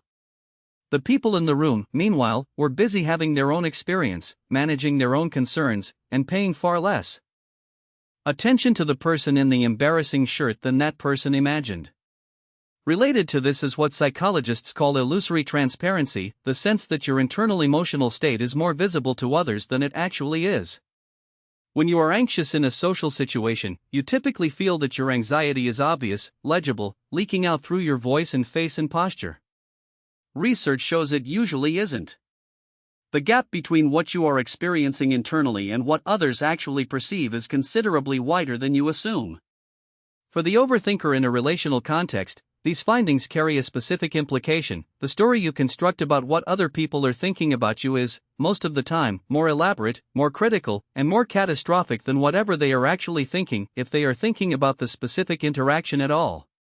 People are generally more preoccupied with their own internal experience than with carefully cataloging yours. This is not a cynical observation about human indifference. It is a relieving one, if you can let it land. The reassurance loop. One of the most common behavioral responses to relational anxiety is seeking reassurance. Did I say something wrong? Are we okay? You're not upset with me, are you? I just want to check in. These are, on their face, reasonable questions. In moderate doses, asking for clarity in a relationship is healthy and direct. But for the overthinker, reassurance seeking tends to operate on a different scale, repeated, anticipatory, often focused less on a specific incident than on a generalized need to know that everything is okay. The short-term effect of reassurance is real. The anxiety subsides. The nervous system settles. For a little while, the loop stops. But the longer-term effect is the opposite of what the overthinker needs. Repeated reassurance seeking communicates to the anxious brain that checking was necessary, that the threat warranted confirmation that it wasn't real. Over time, this makes the reassurance impulse stronger, not weaker. Each successful reassurance episode trains the brain that asking is the correct response to relational anxiety, which means the next spike of anxiety will produce a stronger urge to ask. It also places a burden on the relationship that accumulates. Partners, friends, and family members who are regularly recruited into managing someone else's anxiety loop eventually experience this as exhausting. The overthinker is not trying to be draining. They are trying to manage an internal state. But the method of management, outsourcing the soothing, means that others are paying a cost that should be borne differently. Real relationships require both people to be present to each other. When one person's anxiety consumes much of the available relational space, genuine connection becomes difficult to sustain. Anxious attachment and the relational threat detector attachment theory, developed by John Bowlby and expanded significantly by researchers including Mary Ainsworth and later Cindy Hazan and Philip Shaver, identifies distinct patterns in how people relate to intimacy and relational security. One of these patterns, anxious attachment, is particularly relevant to relational overthinking. People with an anxious attachment style tend to experience close relationships as a primary site of threat monitoring. Closeness is desired intensely, but it also activates hypervigilance. The anxious person scans constantly for signs of rejection, abandonment, or distance, reading the other person's moods, interpreting fluctuations in attentiveness as evidence of wavering commitment, seeking closeness while simultaneously bracing for loss of it. Relationships feel simultaneously necessary and unstable. This is not a character flaw. Anxious attachment typically develops through early relational experiences in which care was inconsistent, available sometimes, withdrawn at others. The child's nervous system learns that closeness requires monitoring, if I can detect early enough when the caregiver is about to become unavailable, I can adjust my behavior to maintain the connection. The hypervigilance that once served a function becomes, in adult relationships, a system that fires too readily, sees threats in ambiguity, and treats ordinary relational distance as evidence of impending loss. The overthinker with an anxious attachment history is running a relational operating system that is calibrated for a level of threat that no longer exists in their environment. Their partner's quiet mood is not a harbinger of abandonment. Their friend's slow reply is not withdrawal. Their colleague's brief response is not evidence of contempt. But the threat detection system doesn't know this, and it generates the corresponding anxiety regardless. Understanding this origin doesn't automatically resolve the pattern. But it does change the relationship to it. You are not fundamentally unlovable or impossible. You are running software written for an earlier and more difficult environment, and you can learn to update it. Under communicating directly, over communicating anxiously, there is a paradox at the center of how overthinkers navigate relational conflict and difficulty. On one hand, they tend to under-communicate directly. They do not say that comment bothered me or I felt dismissed in that conversation, because saying those things out loud risks confirmation of their worst fear, that the other person will respond with irritation, denial, or distance. So they stay quiet and think instead. On the other hand, they over-communicate their anxiety, often without meaning to. The repeated check-ins, the emotional volatility that tracks slight variations in the other person's tone, the visible tension when they haven't received a reply, all of this communicates the internal state loudly, even when the specific content is never named. Partners become skilled at reading the signs. They know when the overthinker is spiraling, even when nothing has been said. They begin to manage their own behavior, being careful about their tone, staying close, offering reassurance preemptively in order to manage the other person's internal loop. This is not the relationship either person wanted. The overthinker wanted closeness and security. The partner wanted genuine connection. What they have instead is a dynamic where one person's anxiety sets the relational temperature and the other person adapts to it. Real conversations about what each person needs, what is working, what isn't, get harder to have because they require a degree of groundedness that the anxiety keeps disrupting. Directly asking for what you need is, for many overthinkers, one of the most difficult and most transformative relational changes available. Not asking obliquely, through anxiety and reassurance seeking, but clearly, I am feeling uncertain about where things stand between us and I'd like to talk about it. That sentence, said plainly, does more for relational security than any amount of message rereading or conversation replay. The isolation trap. One of the quieter and more damaging consequences of relational overthinking is social withdrawal. If interaction generates anxiety, and anxiety is uncomfortable, the logical move is to reduce interaction. Cancel the plans that feel too loaded. Decline the invitation where you'll need to manage your presentation of yourself. Pull back from the friendship that has become a source of ongoing worry. This feels, temporarily, like relief. The anxiety of interaction decreases when the interaction doesn't happen. But it is the relief of avoidance, which is always short-term and always comes with a cost. The cost here is compounded because rumination thrives in solitude. The ruminative mind needs an object, a problem to solve, a threat to assess, a relationship to analyze. In quiet and isolation, it generates its own material. Without the grounding effect of actual interaction, the mental simulations of what people think of you and what conversations mean become more extreme. Not less. The person you were afraid to see would have, in all likelihood, given your anxious narrative, very little to work with. The version of them in your head has no such constraints. Social connection, even when it feels effortful, is one of the most reliable moderators of anxiety and rumination. Not all connection, not obligatory social performance, but the kind of genuine contact that reminds your nervous system that you are known, that you are accepted, that the relationship is intact. Withdrawing from that contact to protect yourself from relational anxiety is a short-term strategy with long-term costs that overthinkers consistently underestimate. What healthy relational thinking looks like: it is worth being specific about what the alternative actually is, because "don't overthink" is not useful instruction. There is a version of relational attentiveness that is healthy, adaptive, and even important. The question is how to tell it from the version that creates suffering. Healthy relational thinking is responsive to actual information. Something seemed off in that conversation, they seemed tired, or distracted, or not quite present.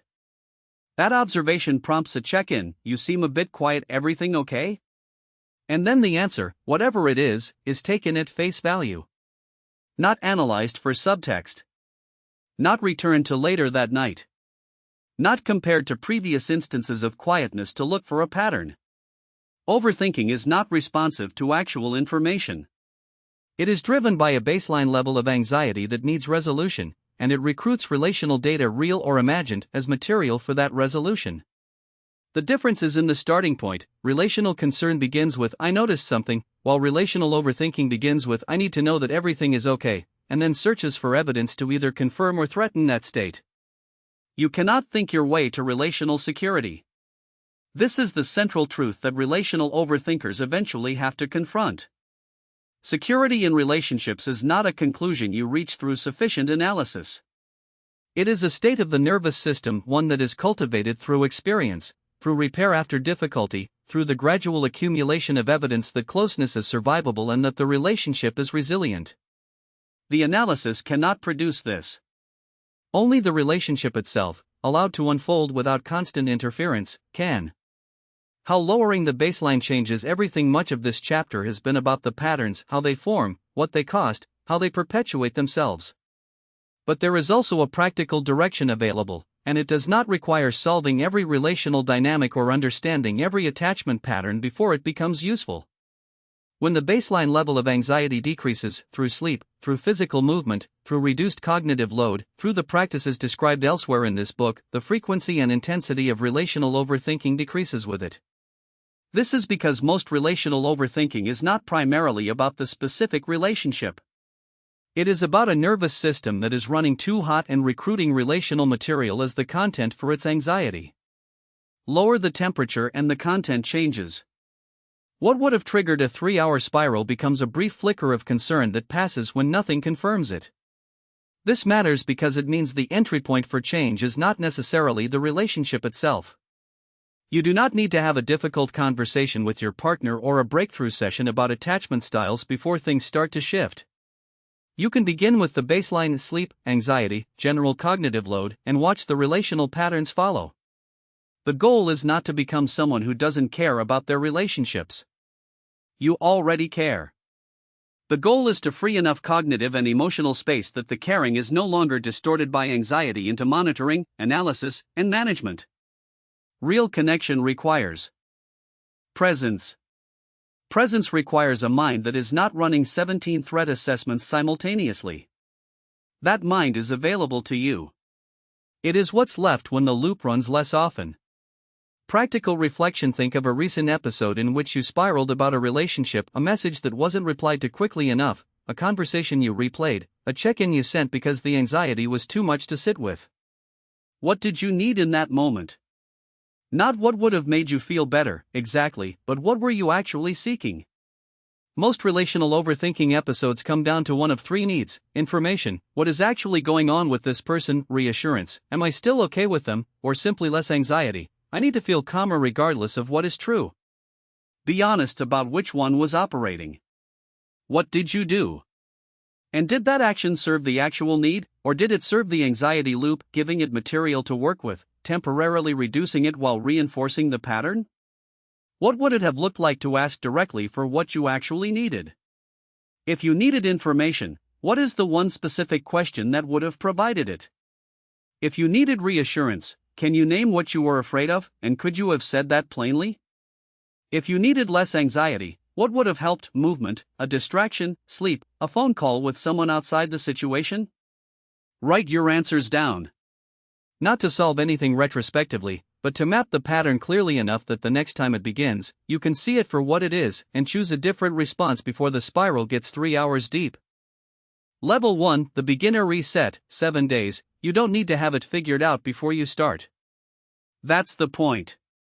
This protocol is for people who are new to intentional thought management, people who've tried journaling and stopped after a week, people who downloaded a meditation app and never opened it past day 3, people who know their mind runs too hot but haven't yet found anything that actually sticks. It's also for anyone who wants to test what's possible before committing to something longer. 7 days is a fair test. It's long enough to feel the shift, short enough to be achievable, and short enough that the cost of trying is low. Here's what you're signing up for: 5 daily practices, a structured worry window, a simple tracking system, and a framework for the days when everything falls apart. None of it is complicated. Most of it takes under 30 minutes total per day. The difficulty isn't the complexity, it's the consistency and the discomfort. That discomfort is worth naming directly, because it will arrive and you need to recognize it for what it is. Around day 3 or day 4, something happens. The mind, which has been running its loops freely, on its own schedule, without interruption, starts to notice that you're redirecting it. Loops that used to run unchecked are being postponed. Worries that used to activate you at 9 a.m. are being told to wait until 5 p.m. And the mind doesn't like this. It will generate more anxious thoughts, not fewer. It will feel louder, not quieter. You may feel irritable, unsettled, or convinced that the protocol isn't working.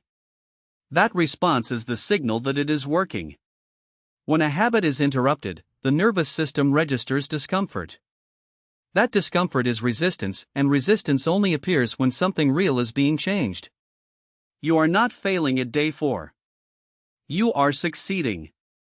The loops are louder because they're losing their automatic access to your attention. They're fighting back the only way they know how, by escalating. Know that this is coming. Don't be surprised by it. Don't quit on day 4. The other side of day 4 is day 5. And day 5 feels noticeably different. What you'll do each day, these 5 practices apply to all 7 days. They form the core architecture of the reset. Each one targets a different point in the overthinking cycle: the morning priming, the loop fuel, the triggered escalation, the phone dependency, and the end-of-day accumulation. Practice 1, the morning mind dump, 5 minutes, before you check your phone. Before email. Before news. Before you speak to anyone. Sit with a notebook, paper, not a notes app, and write every thought in your head. No editing. No structure. No grammar. Whatever is running, write it down. Financial worries, unfinished arguments, things you forgot to do, fears you can't name clearly, half-formed plans. All of it, out of your head and onto the page. This isn't journaling. You're not trying to understand the thoughts or process them. You're externalizing them. When a thought is on paper, it leaves the internal loop. The brain registers, on some level, that the thought has been captured and stops needing to repeat it for safekeeping. 5 minutes. Every morning. Paper only. Why no phone first? The first 20 minutes of your day, keep your phone face down. Do not check it until after the mind dump is complete. Social media, news feeds, and email are all designed to trigger threat detection, comparison, urgency, conflict, novelty. If you prime your nervous system with that content before you've done anything else, you are starting the day with your foot on the anxiety accelerator. The phone stays down until you've at least gotten your own thoughts out first.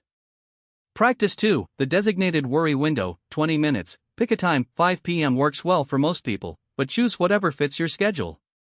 This is the only time, each day, when you are allowed to worry on purpose. All other worrying is deferred to this window. This sounds simple. It is not. When a worry surfaces at 10 a.m. Concern about money, a replay of an awkward conversation, anxiety about a coming event, your job is not to suppress it or engage with it. Your job is to note it briefly. I'll think about that at 5. Then redirect your attention to whatever is in front of you. Write it on a slip of paper if you need to. The note is a promise to your brain that the thought won't be lost. This matters. The mind loops partly because it's afraid that if it stops thinking about something, the problem will be forgotten. The note tells your brain, it's been captured. You don't need to hold it in working memory right now. When 5 p.m. arrives, open your notes and worry, deliberately, fully, for 20 minutes. Then close the worry window. Some of the worries on the list will have already dissolved by themselves. Others won't. That's fine. The point is to contain the worry to a defined period rather than letting it bleed across the entire day. The worry window may feel strange or artificial for the first few days. By day 5 or 6, it typically starts to feel like relief. Practice 3, the 5-4-3-2-1 grounding technique. When you notice you're caught in a loop mid-morning at your desk, lying in bed at night, mid-conversation with your mind somewhere else entirely, use this technique to interrupt it. Name, out loud or in your head, step a sense. Task 5 a sight. Name 5 things you can see right now. For a sound, to name 4 things you can hear right now. 3 a touch, and name 3 things you can physically feel. Clothing, chair, temperature. 2 a smell, and name 2 things you can smell. 1 taste, and name 1 thing you can taste. This isn't a trick. It's a neurological redirect. Rumination happens in the brain's default mode network, the system that runs when you're not focused on external tasks. Sensory attention activates the present moment attention system, which competes with the default mode network for resources. You cannot fully ruminate and fully attend to your senses at the same time. One displaces the other. The technique works best used quickly, as soon as you notice the loop starting, not after 20 minutes of rumination. Practice recognizing the loop earlier. The earlier you catch it, the faster the technique works. Practice 4, phone-free first 20 minutes covered above, but worth stating explicitly as its own daily commitment. Before the mind dump is complete, the phone stays down. No exceptions for just checking the time, use an actual clock, or just one message. It won't be one message. The first 20 minutes belong to your own mind before the external world gets access. Practice 5, end of day 3 question journal, 5 minutes, at the end of each day, before sleep, or in the hour before bed, answer these 3 questions in writing. Keep it brief, 3 to 5 sentences per question is more than enough. 1. What did I actually accomplish today? Not what you planned, or what you think you should have done. What actually happened? What actually got done? This question counteracts the overthinking tendency to erase what was completed in favor of fixating on what wasn't. 2. What went well? 1 thing, minimum. If you insist nothing went well, look harder. This is a genuine exercise in noticing what the overthinking brain routinely filters out. 3. What is 1 thing I'm still turning over that I can officially put down until tomorrow? Name it. Write it down. And then, literally say it or write it, I'm putting this down until tomorrow. This is a cognitive closeout. It's not about resolving the thought. It's about officially releasing it from tonight's mental processing. Day-by-day structure. Days 1 to 2, awareness phase. Your only goal in the first 2 days is to show up for the 5 practices and notice your patterns without trying to change all of them at once. That's it. Noticing is the work. Pay attention to, when do loops most commonly arise? Morning, afternoon, or at night?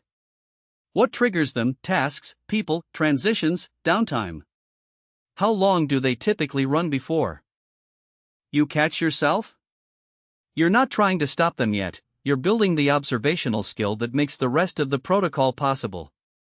The practices are still running: the morning dump, the worry window, the grounding, the phone rule, the evening journal. But your orientation is primarily one of curiosity, not control. Expectation check. Days 1 and 2 typically feel manageable. The novelty of the protocol keeps you engaged. Don't mistake early smoothness for evidence that you don't have a serious overthinking pattern. Days 3 to 4, resistance phase. This is where it gets uncomfortable. The mind is losing its automatic access to the loops. The worry window is containing some of what used to run freely. The morning dump is externalizing thoughts that used to stay internal and keep cycling. And the brain is noticing that something has changed. What this can look like: intrusive thoughts that feel louder or more urgent than usual, irritability, restlessness, difficulty concentrating, conviction that the protocol isn't working, that your situation is too complex for something this simple, physical restlessness, wanting to scroll, move, check things. What to do on days 3 and 4. 1. Do the 5 practices anyway, even if they feel hollow or mechanical. 2. When the resistance thoughts come, label them, that's the resistance. You don't need to engage with them. 3. Increase your use of the 5-4-3-2-1 technique. If you've been using it once a day, use it 3 times. More loops means more grounding. 4. Do not skip the worry window.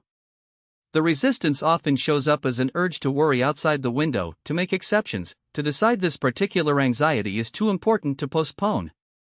It isn't. Write it down and redirect. You are not failing. You are at the hardest point. Keep going. Days 5 to 6, the shift. Something changes around day 5. Not a dramatic transformation, a quieter shift.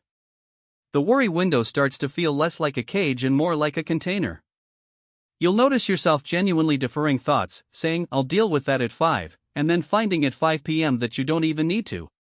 The thought dissolved on its own because you stopped feeding it attention throughout the day. This is the mechanism working as designed. Overthinking loops are partly sustained by the attention you give them. When you stop attending to them, not by suppressing them, but by scheduling them, they lose momentum. Many dissolve before their appointment arrives. In days 5 and 6, notice which worries dissolved before the window. Write a short note about this each evening.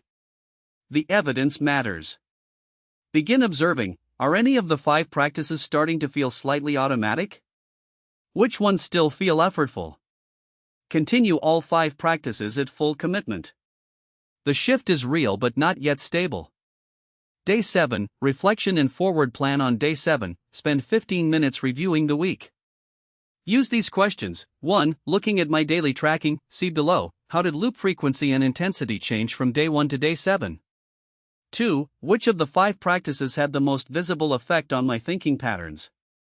3. Which practice felt most difficult to maintain consistently? 4. Do I want to continue with another week of level 1, move to level 2, or build a maintenance version of these practices into ongoing daily life? There is no wrong answer to question 4. Some people need 2 rounds of level 1 before they're ready for level 2. Some people have done enough in 7 days to build a lasting maintenance habit. The point is that you are deciding intentionally, not defaulting to old patterns. Slip protocol. There will be days when the loop takes over. When you spent an hour in a rumination spiral instead of using the grounding technique. When you skipped the morning dump because you were running late and then scrolled your phone for 20 minutes instead. When you broke open the worry window at 2 p.m. because the anxiety felt too urgent. This is not failure. This is a human being working against years of habitual neural patterns. With a 7-day protocol. Slips are expected. The slip protocol is simple. 1. No shame spiral. An overthinking protocol that generates overthinking about overthinking is counterproductive. Note the slip without elaboration. I broke the worry window today. That's all. 2. Identify one small re-entry point.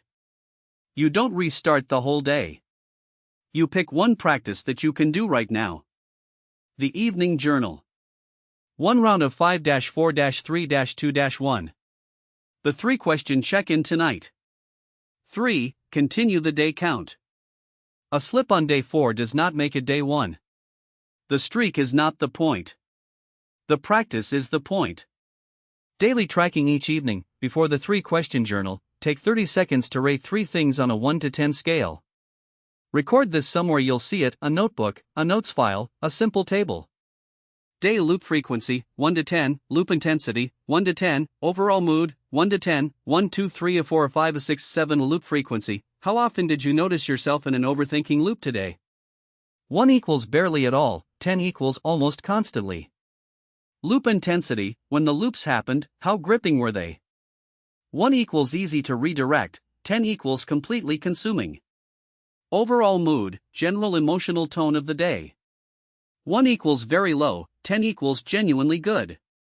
The numbers aren't for judgment. They're for pattern recognition. Most people see frequency and intensity peak around day 3 to 4 and begin dropping by day 5 to 6. Seeing that arc in your own data is more convincing than anything in this chapter. What to expect here is an honest picture of what the 7 days typically look like, without embellishment. Days 1 to 2, manageable. You feel the novelty of doing something structured. The practices take some adjustment, particularly the phone rule and the worry window, which require more discipline than they appear to on paper. But the overall feeling is one of engagement. Days 3 to 4, harder than you expected. The loops may feel louder. You may feel irritable in ways that seem unrelated to the protocol. You may want to quit, or convince yourself this isn't the right approach for you. This is the resistance. It means the protocol is interrupting patterns that previously ran without interference. Do not quit here. Days 5 to 6, a shift. Quieter, not silent. The worry window starts doing what it's supposed to do. Some loops that used to run for hours resolve themselves by evening. The morning dump starts to feel less like homework and more like a genuine release. You begin to believe experientially, not theoretically, that you have more agency over your thought patterns than you realized. Day 7, something has changed. It won't be complete. 7 days cannot undo years of habitual thinking. But you will have evidence, in your own tracking data, of a measurable difference between day 1 and day 7. That evidence is the foundation for whatever comes next. The goal of level 1 isn't a permanent cure. The goal is proof of concept, proof that your loops are interruptible, your attention is redirectable, and your mind can be managed with the right tools applied consistently. Once you have that proof, Level 2 is available. And Level 2 is where the real restructuring begins. Level 2, the intermediate reset, 21 days. If Level 1 was proof of concept, Level 2 is where the structural work begins. This protocol is for people who are ready for a deeper intervention. That might mean you've completed Level 1 and felt the shift enough to know the tools work, but not enough to feel like the underlying patterns have changed. Or it might mean you're coming to this chapter directly because you already recognize that your overthinking isn't occasional turbulence. It's significantly impairing your work. It's affecting your sleep.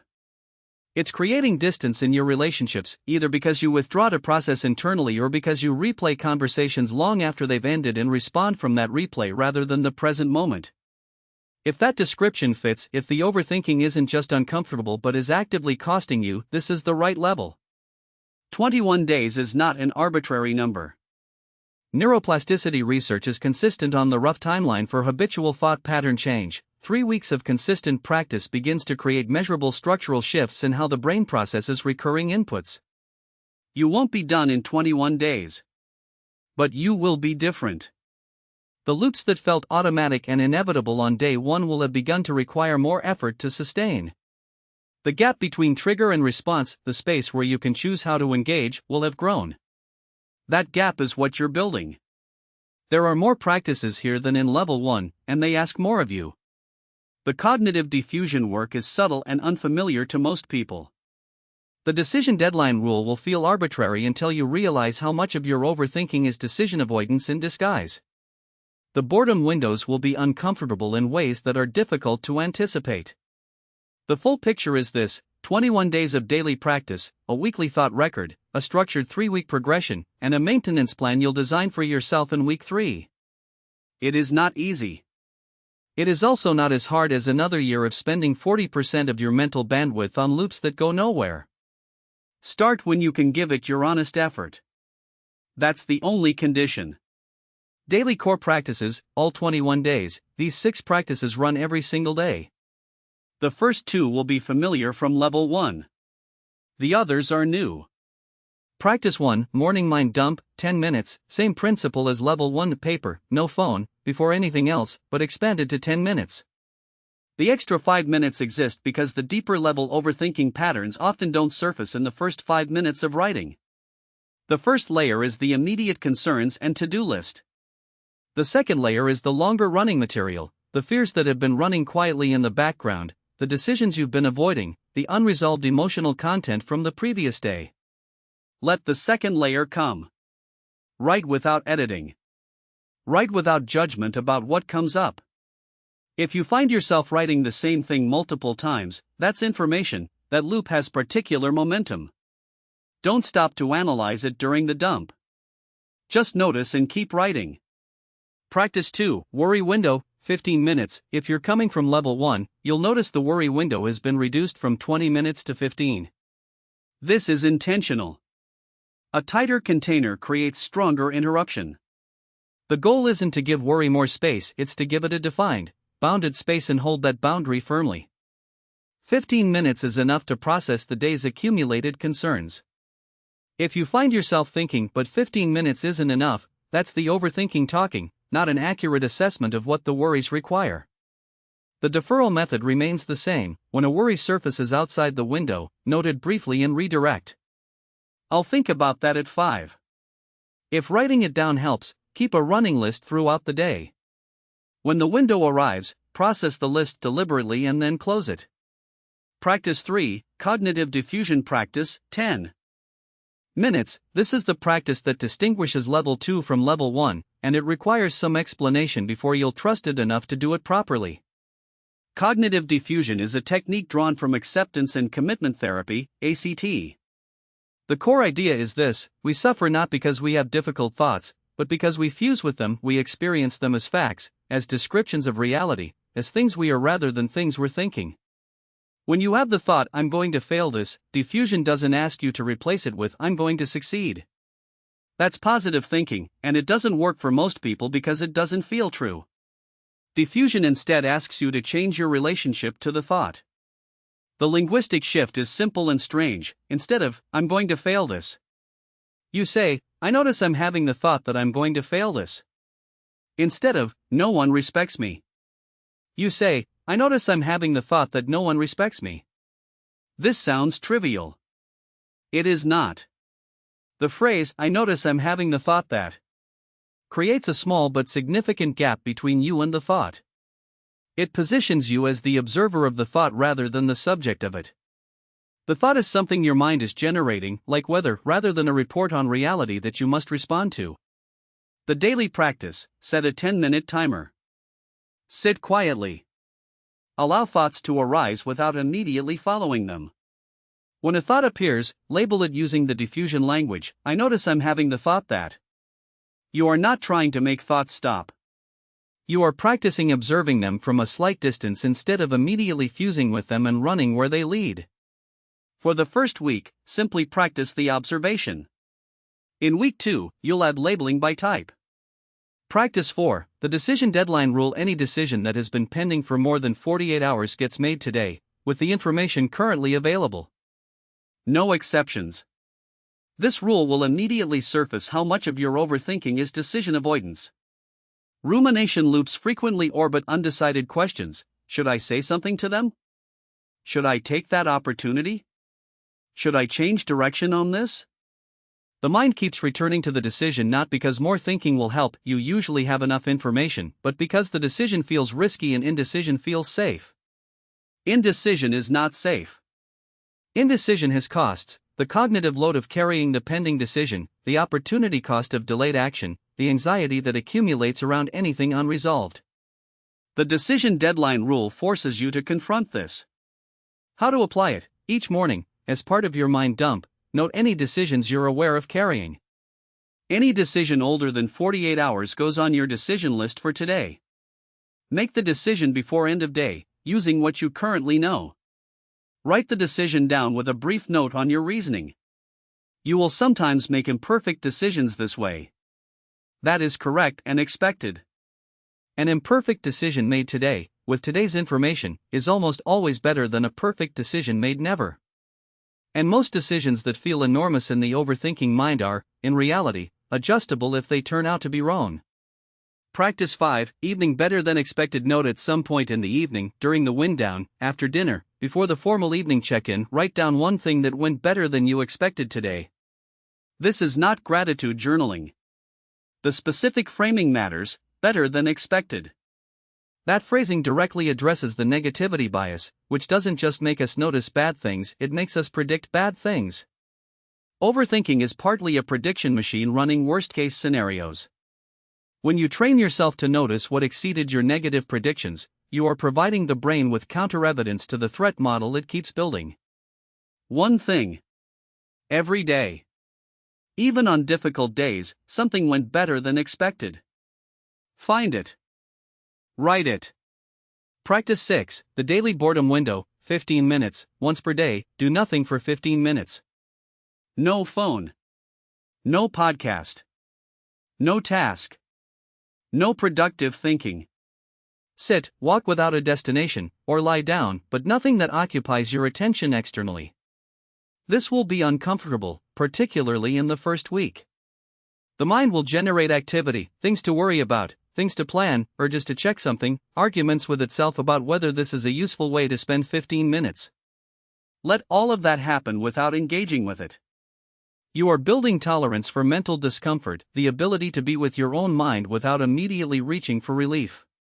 Most chronic overthinkers have extremely low tolerance for mental stillness. The phone, the podcast, the planning, the worrying, all of these are forms of filling space that might otherwise be uncomfortably quiet. The boredom window interrupts that pattern. Over 21 days, you will find that your relationship to stillness changes. It becomes less threatening.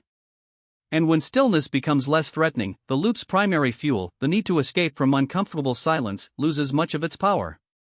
3-week structure. Week 1, days 1 to 7. Foundation. The goal of week 1 is consistency, not mastery. You are establishing 6 daily practices simultaneously, and the priority is showing up for all 6, every day, without expecting them to feel natural yet. What to focus on: set your worry window time and do not move it. Consistency of timing matters. During the diffusion practice, stay with the basic "I notice I'm having the thought that." Framing. Don't try to categorize or analyze yet.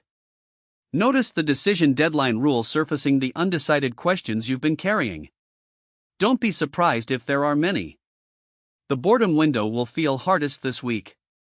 Do it anyway. What to track: at the end of each day, complete the weekly check-in table, see below.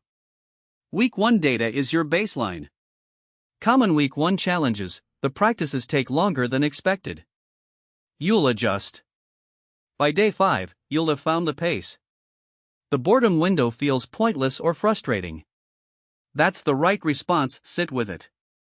The decision deadline rule creates anxiety about making wrong decisions. Note that feeling and make the decision anyway. Week 2, days 8 to 14. The diffusion deepening. In week 2, the cognitive diffusion practice shifts in one important way: you add labeling by type. Instead of only noting "I notice I'm having the thought that," you now identify what kind of thought it is. Thought type: a description. Example label: catastrophizing, jumping to worst case outcomes, that's a catastrophizing thought. Rumination loop: replaying past events without resolution, that's a rumination loop. What if spiral: chaining future hypotheticals, that's a what if spiral. Responsibility overload: taking ownership of things outside your control, that's a responsibility overload thought. Prediction error: assuming you know how something will go, that's a prediction error thought. When a thought arises during the 10-minute diffusion practice, or at any point during the day, the full label is "I notice I'm having the thought that," content. That's a type. Naming interrupts identification. When you label a thought as a catastrophizing thought, you are simultaneously stepping outside it, observing it from enough distance to categorize it. You cannot fully be inside the catastrophizing thought and observe it as catastrophizing at the same time. This is the mechanism. In week 2, you may find that certain thought types dominate. Most overthinkers have one or two primary patterns: the what-if spiral, or the rumination loop, or the catastrophizing cascade. Noticing which type appears most frequently tells you something important about the structure of your overthinking, information you'll use in designing your maintenance protocol in week 3. What to continue from week 1, all 6. Daily practices run unchanged. The diffusion practice expands, everything else holds. Week 3, days 15 to 21. Integration. By week 3, some of the practices will have started to feel less like tasks and more like defaults. The morning dump may be happening without deliberate effort. The worry window deferral, "I'll think about that at 5, may be becoming a reflex rather than a decision. This is the beginning of integration. The practices are moving from effortful to habitual. Week 3 is where you begin assessing which of these 6 practices belongs in your life permanently. The integration questions to work through this week: 1. Which practices have produced the most noticeable shift in how I experience overthinking? 2. Which practices feel sustainable at their current level without feeling like extra work? 3. Which practices feel like they could be reduced, perhaps a shorter time commitment, once the habit is established? 4. What conditions, situations, times of day, emotional states most reliably trigger my overthinking? What practices work best in those conditions? Designing your maintenance protocol. By day 21, you should have a personal maintenance plan on paper. It doesn't need to be long, 1 page is enough. It should specify which daily practices you're keeping, at what level, and what your trigger response plan is for high pressure periods when the loops tend to intensify. The maintenance protocol is not a lesser version of level 2. It's a tailored version built from 21 days of personal evidence about what actually works for you specifically. The weekly thought record. Each week, pick one recurring overthinking loop, something that has come up multiple times, and work through this structured record. 1 per week, so 3 records total across the protocol. The thought record is not about positive thinking. It's about accuracy. The overthinking brain is not being pessimistic on purpose, it genuinely believes it's being realistic. The thought record helps you check that belief. Field, your entry, trigger: what situation or event activated this thought? The thought, write the exact thought, as directly as possible. Emotion, what emotion does this thought create, and how intense is it, 1 to 10? Evidence 4, what is the actual evidence that the thought is accurate? Evidence against, what is the actual evidence that the thought is not, or not fully, accurate? Balanced alternative, what would a more accurate version of this thought look like? Emotion after, how intense is the emotion after completing this record, 1 to 10? How to use it, work through it slowly. The most important sections are evidence for and evidence against, not because you're trying to dismiss the thought, but because the overthinking mind typically presents thoughts with a confidence that isn't supported by the evidence. When you write out the evidence for and against carefully, the thought usually turns out to be less certain than it felt. The balanced alternative is not a positive reframe. It's an accurate reframe. I'm definitely going to fail might become, I have failed at things before, and I've also succeeded at things before, and I don't currently have enough information to know which this will be. That's not optimistic. It's true. And truth is less activating than catastrophe. Navigating high-trigger environments. Level 2 will intersect with your real life, which means it will intersect with situations that reliably trigger the loops. Certain environments produce overthinking with particular intensity: before important presentations, during performance reviews, in conflict-loaded conversations, in quiet evenings after socially demanding days. Before high-stakes events, the overthinking before important presentations or meetings tends to run as a prediction loop, imagining what could go wrong, rehearsing responses to hypothetical objections, trying to prepare for every possible outcome. This loop feels productive, I'm preparing, but is usually a form of anxiety seeking resolution that preparation can't actually provide. The protocol: 1. Allow one designated preparation window, specific time bounded, not open-ended. When time is up, preparation is done. 2. After the preparation window closes, any thoughts about the event go in the worry window, not back into extended preparation. 3. Use the 5-4-3-2-1 grounding technique in the 30 minutes before the event itself. It moves your nervous system out of anticipatory anxiety and into present moment awareness, where your actual performance will happen. During conflict and difficult conversations, the replay loop after difficult conversations is one of the most common overthinking patterns. You replay what was said, what you should have said, what they meant, what they think of you now. This replay is not processing, it's looping. Processing would move toward understanding or resolution. Looping just repeats. The protocol: 1. Give yourself one replay, one deliberate, time-limited, 15 minutes, review of the conversation to identify what, if anything, needs to be addressed. 2. If something needs to be addressed, write down what you would say and when you'll say it. The plan breaks the loop's urgency.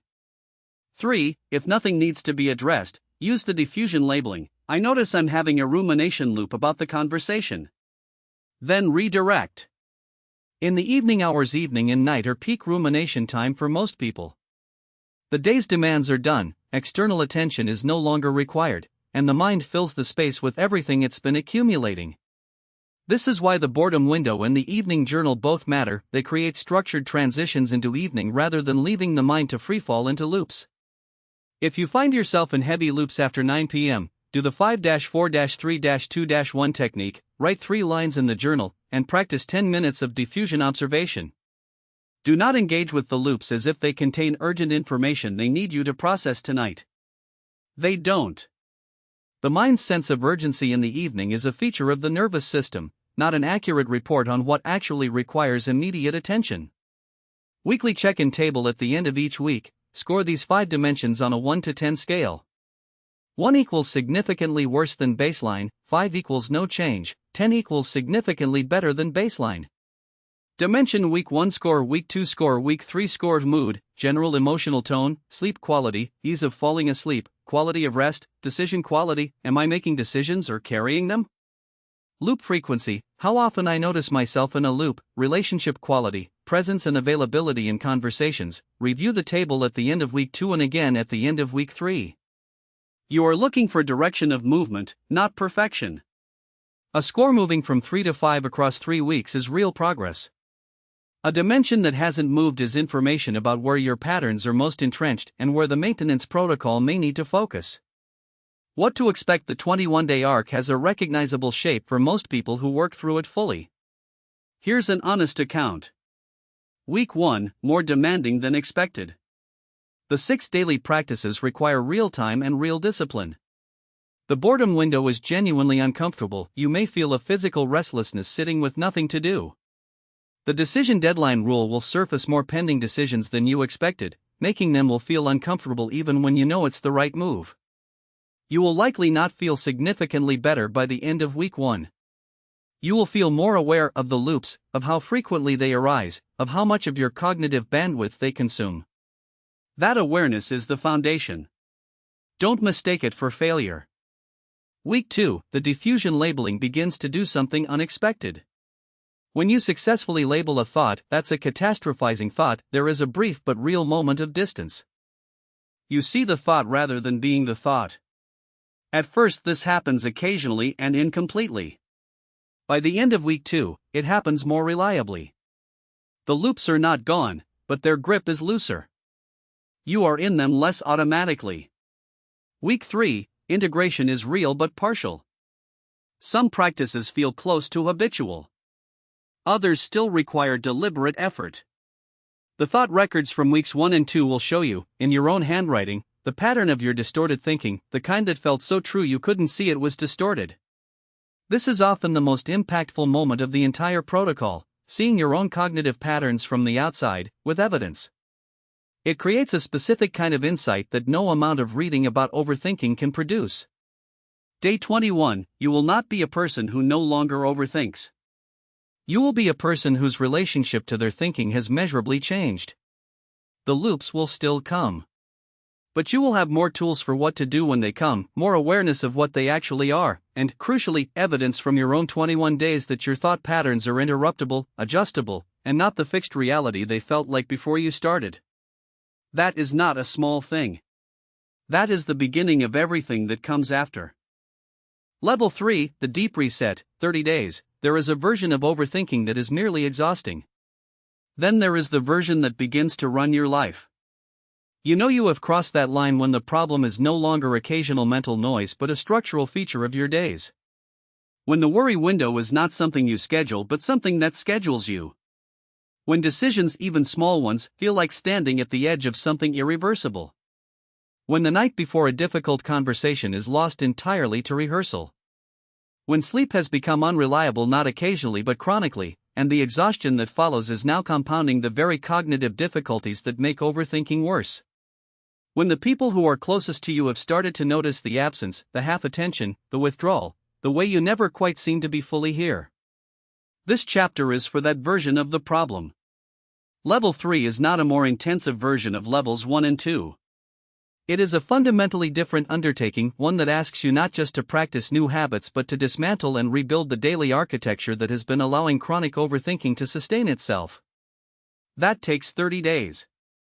Not because 30 days is a magic number, but because genuine neural pathway change requires consistent, repeated practice over a period long enough to make the new patterns feel natural rather than effortful. 30 days is the minimum. For some people, it takes longer. But 30 days, done properly, will produce changes you can feel.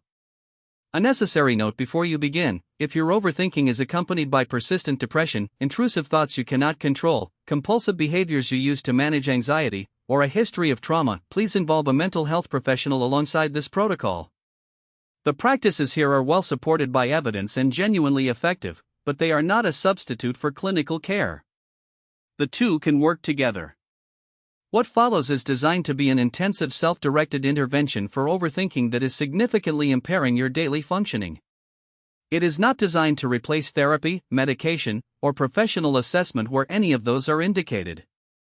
If you are reading this and recognizing yourself, if the description above lands with an uncomfortable accuracy, that recognition is itself important information.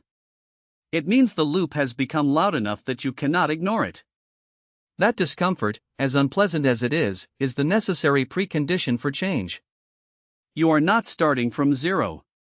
You are starting from motivated. The work ahead will surface discomfort. Some days the practices will feel artificial, or insufficient, or like they are stirring things up rather than calming them down. This is expected. The discomfort has information. It is telling you that the pattern is being interrupted, that the loop is encountering resistance for the first time. Stay with it. The turbulence is not a sign that something is wrong. It is a sign that something is changing. Before you begin, complete the following before day 1. Preparation item: why it matters. Read chapters 1 to 8 of this book. The practices below build on the concepts already introduced. The vocabulary matters. Complete the Overthinking Audit, Chapter 3, know your specific pattern before you try to address it generically. Tell one person what you are doing. Accountability is not weakness. Isolation is the overthinking greenhouse. Set your worry window time, pick a fixed 10-minute slot between 4 p.m. and 7 p.m. Write it down. Clear your phone from your bedroom, or place it face down across the room. You will need screen-free mornings and evenings. Buy a paper notebook. The mind dump requires writing by hand. Digital does not work the same way. Core daily practices, all 30 days. These 8 practices are the foundation. All 8, every day. Not 7, 8. The protocol is designed as a system, and the practices reinforce each other. Dropping one is not a minor adjustment, it creates a gap that the loop will find. 1. Morning mind dump, 15 minutes, before screens, before you check your phone, before you read the news, before you speak to anyone. Sit down with your notebook and write. Not journaling in the reflective sense, this is a dump. Everything in your head goes onto the page: the worries, the lists, the unresolved things, the replays, the anticipatory anxieties. Write until the 15 minutes are up, even if you run out of things to say and have to write "I don't know what to write" until something else surfaces. The mechanism: you are externalizing the load that would otherwise run as background noise through the first half of your day. The thoughts do not disappear, they get processed. Writing them down reduces their felt urgency because the brain no longer has to keep rehearsing them to avoid losing them. It is, in effect, offloading to a more reliable storage medium. The rule: no screens before the mind dump. This is non-negotiable. The moment you check your phone, you import new content into the mental space that needs to be cleared. The dump loses its function. 2. Worry window, 10 minutes, at a fixed time. Choose one 10-minute slot, the same slot every day. When a worry arises outside that window, you note it, a brief phrase in your notebook, and defer it: "I will think about this at 5 p.m. When 5 p.m. arrives, you open the notebook and engage with what is there. When the 10 minutes are up, you close it. 2 things will happen. First, many worries that felt urgent will have dissolved by the time 5 p.m. arrives. The brain's alarm system is calibrated for immediacy, and when the immediate pressure passes, many threats quietly demote themselves. Second, the worry window trains a new cognitive habit, the idea that rumination has a time and place, and that outside that time and place it is deferred rather than engaged. The rule: if a worry is genuinely urgent, something that requires action in the next hour, act on it. The window is for rumination, not for genuine time-sensitive problems. You will know the difference. 3. Cognitive diffusion, 15 minutes. This is the expanded acceptance and commitment therapy practice introduced in earlier chapters. The goal is not to eliminate thoughts but to change your relationship to them, to create the observer's distance that allows you to notice a thought without being fused to it. The daily practice: 1. Set a timer for 15 minutes. 2. Sit comfortably, close your eyes, and allow thoughts to arise without directing them. 3. When a thought appears, label it: there is a thought about the meeting. There is a thought about what she meant. There is a planning thought. 4. Do not engage with the content. Label and return to observing. 5. When the timer sounds, write one sentence: what was the most frequent category of thought today? Over time, typically by week 2, the labeling becomes automatic and begins to generalize beyond the 15-minute session. You find yourself noticing thoughts throughout the day. There is a catastrophizing thought. There is a what-if thought. The noticing creates the gap. The gap is where the loop loses its grip. 4. Body-based interruption, 10 minutes of physical activity. This is not exercise in the fitness sense. It is a nervous system intervention. When the prefrontal cortex, the part of the brain responsible for planning, future orientation, and rumination, is running at high intensity, bringing blood flow and motor attention into the body interrupts that pattern. The goal is physical presence, not cardiovascular output. Options: choose one each day, vary across the 30 days, a walk, outdoors, without headphones, cold shower or cold water on the face and wrists, jumping jacks or burpees for 10 minutes, slow stretching with deliberate breath attention, dancing genuinely to something with a tempo. The rule: no podcasts, no music with lyrics, no phone. The interruption only works if the mind has somewhere to go other than back into the loop. Give it. The physical world. 5. Decision deadline rule: any decision that has been pending for more than 24 hours gets made today. Not perfectly made. The decision does not have to be optimal. It has to be resolved. This sounds simple. For chronic overthinkers, it is one of the most demanding practices in the protocol. The mechanism: unresolved decisions are cognitive open loops. They consume background processing. Your brain continues to work on them, revisit them, model outcomes even when you are not consciously engaging with them. Closing the loop, even imperfectly, is neurologically releasing. The research of Bluma Zygarnik, a Soviet psychologist working in the 1920s, established that unfinished tasks are held in memory more persistently than completed ones. The decision deadline rule is, in effect, a systematic loop-closing practice. The question to ask: what is the cost of making the wrong decision here, and is that cost genuinely high enough to justify the cognitive cost of continued deliberation? For most pending decisions, the honest answer is no. 6. Social connection requirement: 1 real conversation per day. Not a text exchange. A phone call, a video call, or preferably a face-to-face interaction. The content matters less than the format. Real-time conversation with another human being activates social cognition in ways that text does not, interrupts self-referential processing, and through co-regulation, genuinely calms the nervous system. Isolation is the overthinking greenhouse. When you are alone with your thoughts for extended periods, with no external input to calibrate against, rumination expands to fill the available space. Social contact is not a cure, but it is a consistent, reliable moderator. The rule: venting counts, but only up to 5 minutes. After 5 minutes of rehearsing the loop aloud, you are no longer processing, you are amplifying. If the conversation turns to a problem you are overthinking, the goal is to spend 2/3 of the time moving toward what you might do rather than elaborating on what happened. 7. Screen-free mornings and evenings, 60 minutes each. The first 60 minutes after waking and the last 60 minutes before sleep are screen-free. No phone, no laptop, no television. Morning: the reason is simple.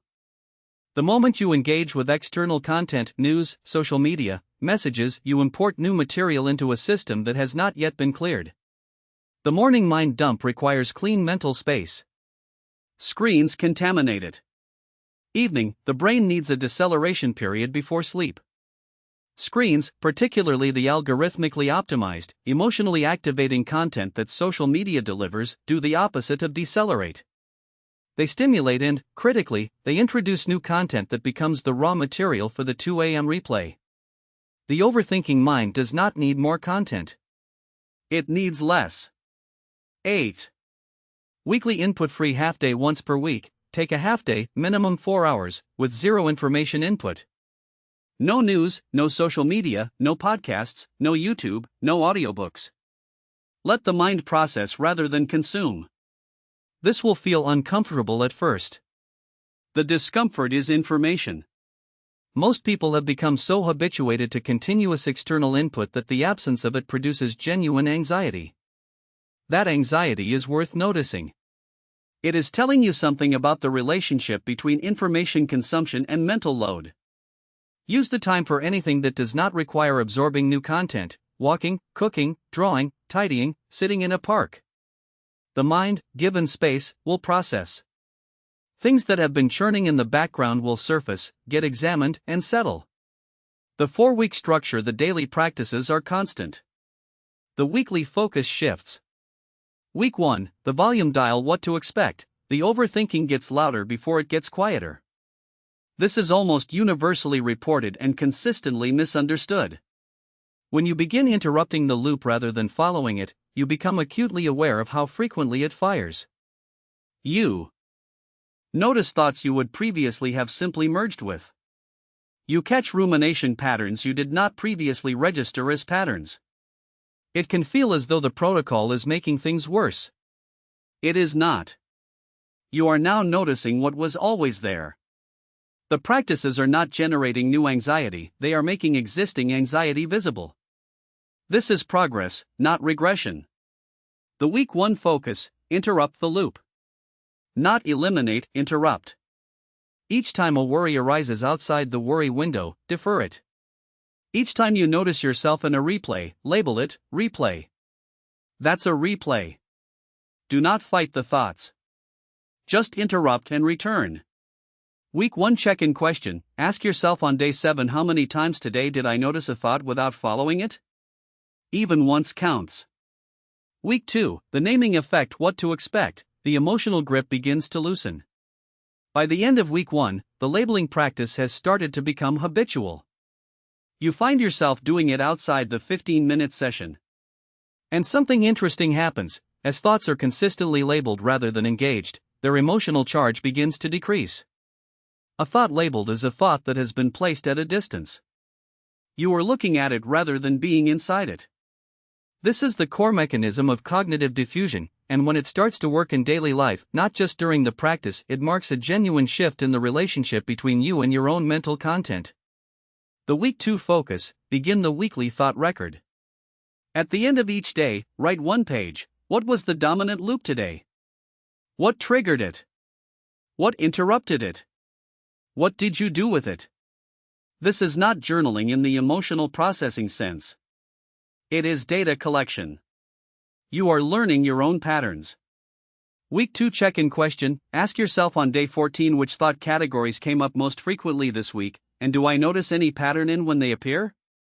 Week 3, the action antidote. What to expect. You begin to see that action is a more powerful circuit breaker than any cognitive technique. By week 3, you have been practicing thought awareness for 2 weeks. The loop is less automatic. But there is a class of overthinking, the kind organized around genuine uncertainty, that thought labeling alone does not resolve. For that class, the most effective intervention is not mental. It is behavioral. Action breaks the loop because it generates new information. Rumination generates no new information, it only recycles existing data. But sending the message, making the call, having the conversation, submitting the application, these produce real-world outcomes that give the brain something definite to process. The uncertainty, which was the fuel for the loop, collapses. The week 3 focus: pair every major overthinking loop with a small action. If you are looping on a relationship concern, reach out to the person. If you are circling a decision, make it. If you are anticipating a difficult conversation, schedule it. The action does not have to be large. It has to be real. Overthinking loop of the action pairing, replaying a conversation, send a follow-up message or let it go. Either is a decision, worrying about a relationship, have one honest exchange with the person, looping on a professional decision, set a decision deadline and meet it, health anxiety, make the appointment, or explicitly decide not to. A future catastrophizing, write one concrete step you can take this week. Week 3 check-in question, ask yourself on day 21. What action did I avoid this week that my overthinking was a substitute for taking? Week 4, the new architecture. What to expect. You are no longer managing symptoms. You are designing a system.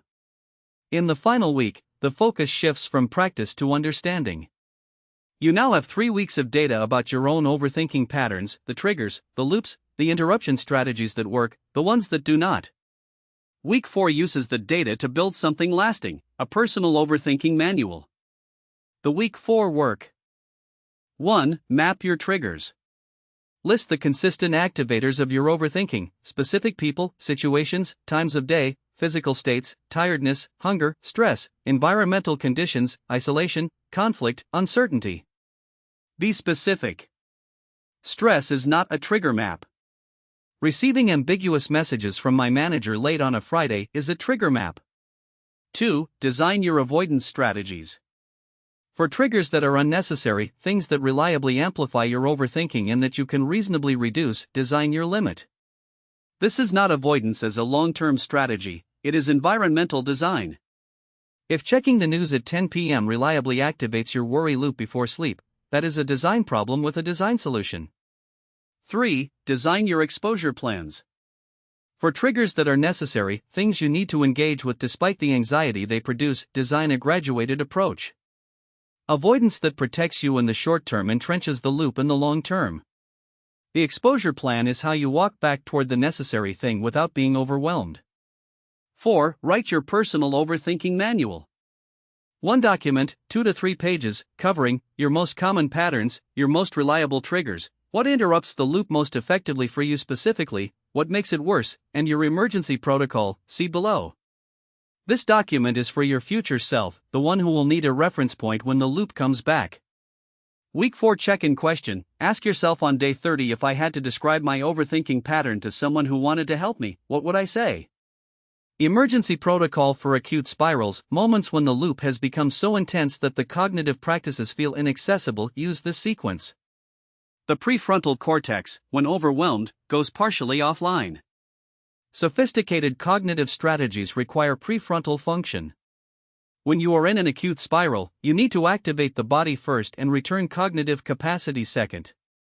Step a practice. Why it works: 1. Cold water on face and wrists activates the diving reflex, reduces heart rate, engages the vagus nerve. 2. Physical movement, 2 minutes, vigorous, shifts blood flow from cortex to motor systems, breaks the rumination pattern. 3. 4 7 8 breath, for counts in, 7 hold, 8 out, activates parasympathetic nervous system, signals safety to amygdala. 4. Call someone, co-regulation, external anchor, interrupts isolation. 5. Grounding, name 5 things you can see, returns attention to present sensory experience, use them in order. Do not skip to step 3 if you have not done step 1. The sequence matters because the body needs to be addressed before the breath, before the social connection, before the sensory grounding. Each step creates the conditions for the next. Tracking your progress: use the following table each evening. It takes 3 minutes. The data is more useful than the subjective sense of how things are going, because overthinking distorts perception. Day mind dump done? Worry window capped? Body activity done? Decisions resolved, real conversation? Screen-free morning/evening? Notable, what worked, what didn't? 1, 2, or 3, continue through day 30. What to expect: days 1 to 5, the practices feel mechanical. The mind dump may feel pointless, you are writing things you already know. The worry window may feel insufficient, 10 minutes is not enough. Continue anyway. The protocol's effectiveness does not depend on how it feels in the first 5 days. Days 6 to 10, the loop gets louder. You notice how frequently it fires. This is exactly what should happen. You are not getting worse. You are gaining visibility. Days 11 to 16, the first signs of the naming effect. Some thoughts begin to lose their grip as they are consistently labeled rather than engaged. Sleep may begin to improve, even slightly. The morning mind dump starts to feel useful rather than obligatory. Days 17 to 22, the action antidote starts to land. Decisions that would have been deferred are being made. The discomfort of acting is manageable, the relief is real. The loop has a harder time gaining momentum when you keep redirecting its energy into the world. Days 23 to 30, integration. The practices begin to feel like yours rather than like a program. The thought labeling is increasingly automatic. The worry window is working. You are gathering the data you need for your personal overthinking manual. By day 30, the brain will not have been cured of its tendency to ruminate. It will, however, have been trained genuinely, measurably trained to handle that tendency differently. The loop will still fire. But it will fire into a different architecture, one that interrupts it earlier, diverts it more effectively, and gives it far less room to run. That is the point. Not silence. A system. Keeping the loop quiet here is the thing that no one tells you, and that will save you a lot of confusion when the loop comes back. The reset is not a cure. Your brain is the same evolutionary machine it was before you started. It was built by a few million years of selection pressure that rewarded threat detection, uncertainty avoidance, and catastrophic thinking, because in the ancestral environment, those tendencies kept you alive. That architecture does not get decommissioned because you completed 30 days of structured practice. The default mode network will still activate when your attention is unoccupied. The amygdala will still flag ambiguity as threat. The negativity bias will still tilt your attention toward what went wrong rather than what went right. The brain's preference for certainty, its deep, pre-rational discomfort with the open question, will remain a feature of your cognitive landscape indefinitely. What changed is your relationship to those tendencies. That distinction is worth dwelling on, because it is the difference between a protocol that becomes a source of disappointment, I did the 30 days and I still overthink, and one that becomes a sustainable foundation, I still overthink, but it doesn't run me the way it used to. The goal was never to become someone who doesn't ruminate. The goal was to become someone who can notice the rumination early, interrupt it effectively, and return, with some regularity, with growing ease, to the present moment. The brain has been practicing that return for 30 days. The pathways that support it are stronger than they were. The habits that interrupt the loop are more automatic than they were. The relationship between you and your thoughts has genuinely shifted. Now the question is how to keep it shifted. The maintenance framework: not everything you practiced in the reset needs to continue at the same intensity. Some practices should become permanent features of your daily life. Others can be reduced as the underlying patterns become solid. Still others are best held as reserves, things you reach for when you notice the early warning signs. The framework below organizes your practices into 3 zones. Green zone: keep permanently. These habits produce clear, consistent benefit and have low enough time cost that maintaining them is straightforwardly worth it. They are the structural floor of a mind that handles itself well. Practice a minimum maintenance level. Why it stays: morning mind dump 10 to 15 minutes, 5 days per week, externalizes the overnight accumulation. Without it, the load builds across the day. Worry window daily, at a fixed time, keeps rumination contained to a scheduled slot. Without it, the loop expands to fill available space. Decision deadline rule: ongoing, unresolved decisions are open loops. Closing them imperfectly is consistently more beneficial than extended deliberation. Minimum daily movement 20 minutes, any form. The body-brain circuit is bidirectional. Physical movement moderates cortisol, interrupts rumination, and restores cognitive flexibility. 1 real conversation per day. Daily isolation remains the overthinking greenhouse.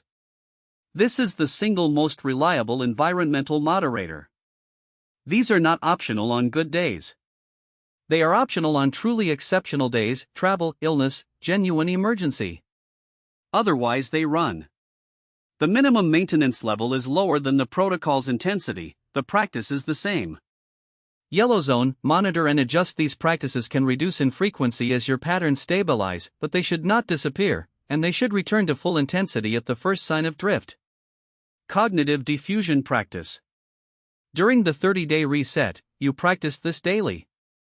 In maintenance, 3 to 4 times per week is sufficient for most people once the labeling has become genuinely automatic in daily life. The test: are you consistently noticing and labeling thoughts as they arise throughout the day, without the formal session? If yes, reduce frequency. If you notice the labeling becoming less automatic, return to daily practice. Boredom windows. Deliberately unoccupied time, no inputs, no tasks, no content, continues to serve the integration function it served in the reset. Once per week is a reasonable maintenance frequency. The mind needs time to process without being fed new material.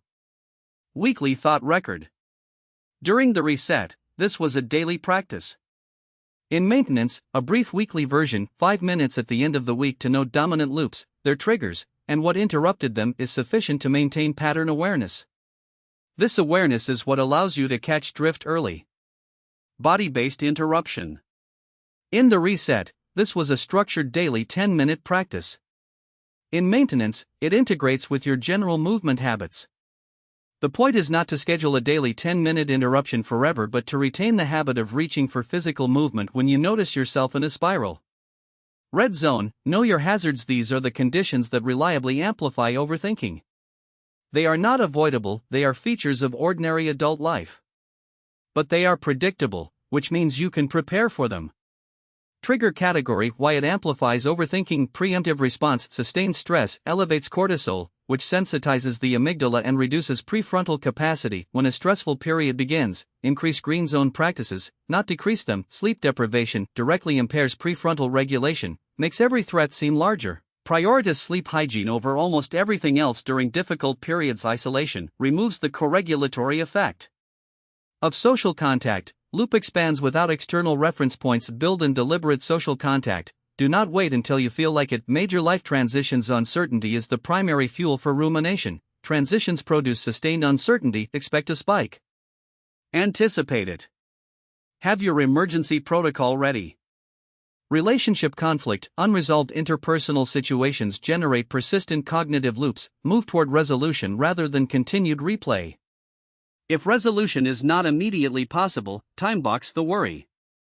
Significant information consumption: news and social media activate threat detection systems and introduce new material for the loop to work with. Reduce during vulnerable periods. This is not avoidance of reality, it is management of cognitive load. The key principle for red zone triggers: your response to a difficult period should be to run more of the green zone practices, not fewer.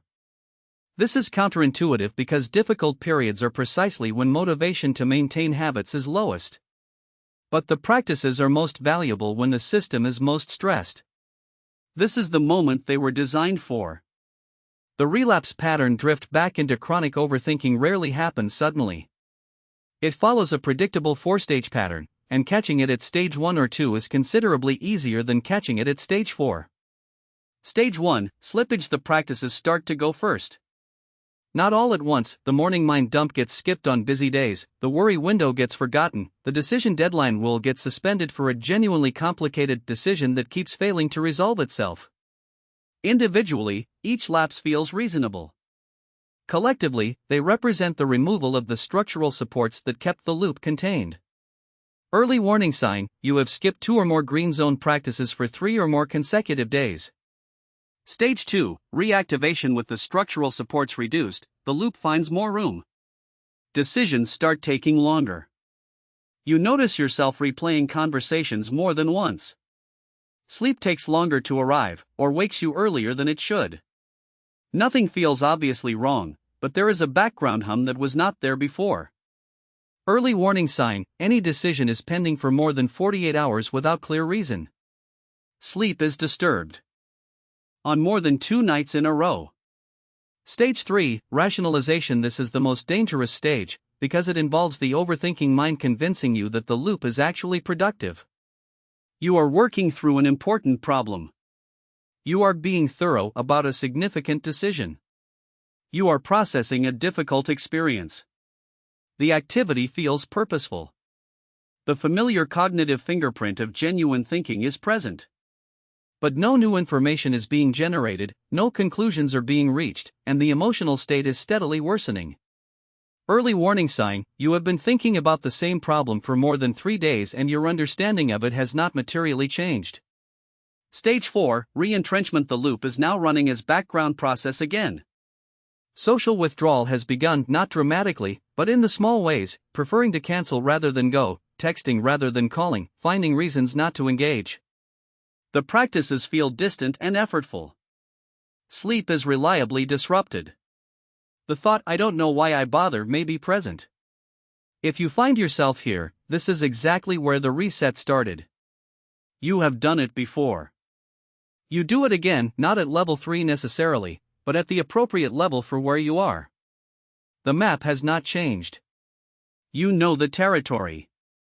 The 333 monthly check at the end of each month. Spend 10 minutes with this 9-question calibration.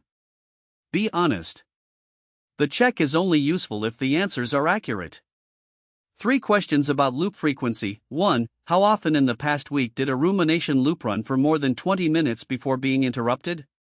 2. How many times did the same worry recur across 3 or more days? 3. Did overthinking affect a relationship interaction or social engagement this month? 3 questions about decision quality. 1. How many decisions that were pending at the start of the month have been resolved? 2. Were any decisions delayed significantly beyond their natural deadline?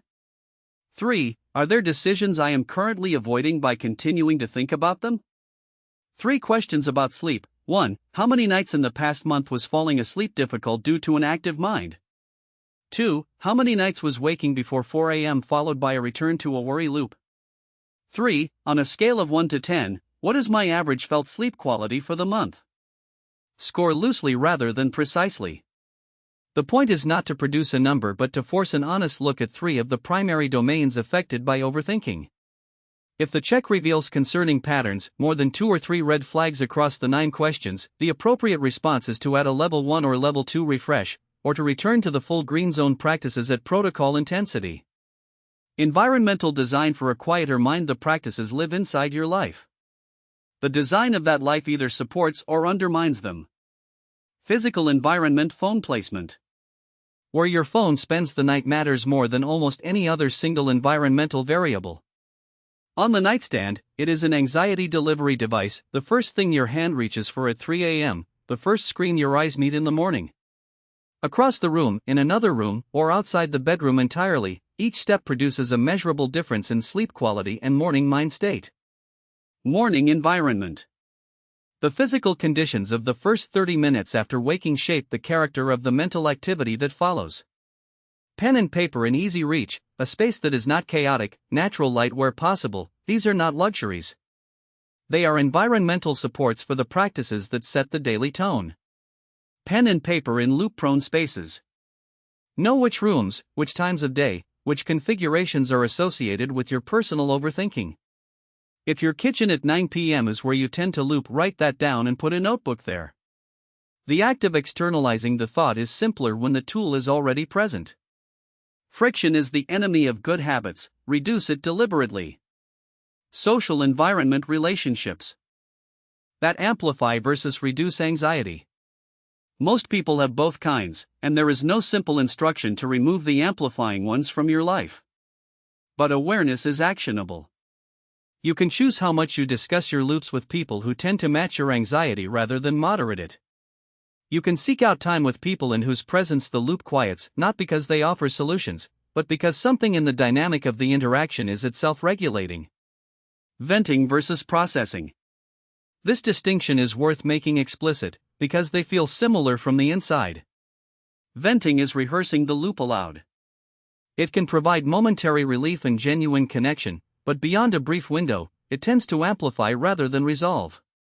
Processing is moving through, articulating the experience, locating what is genuinely unresolved, identifying what might be done or accepted.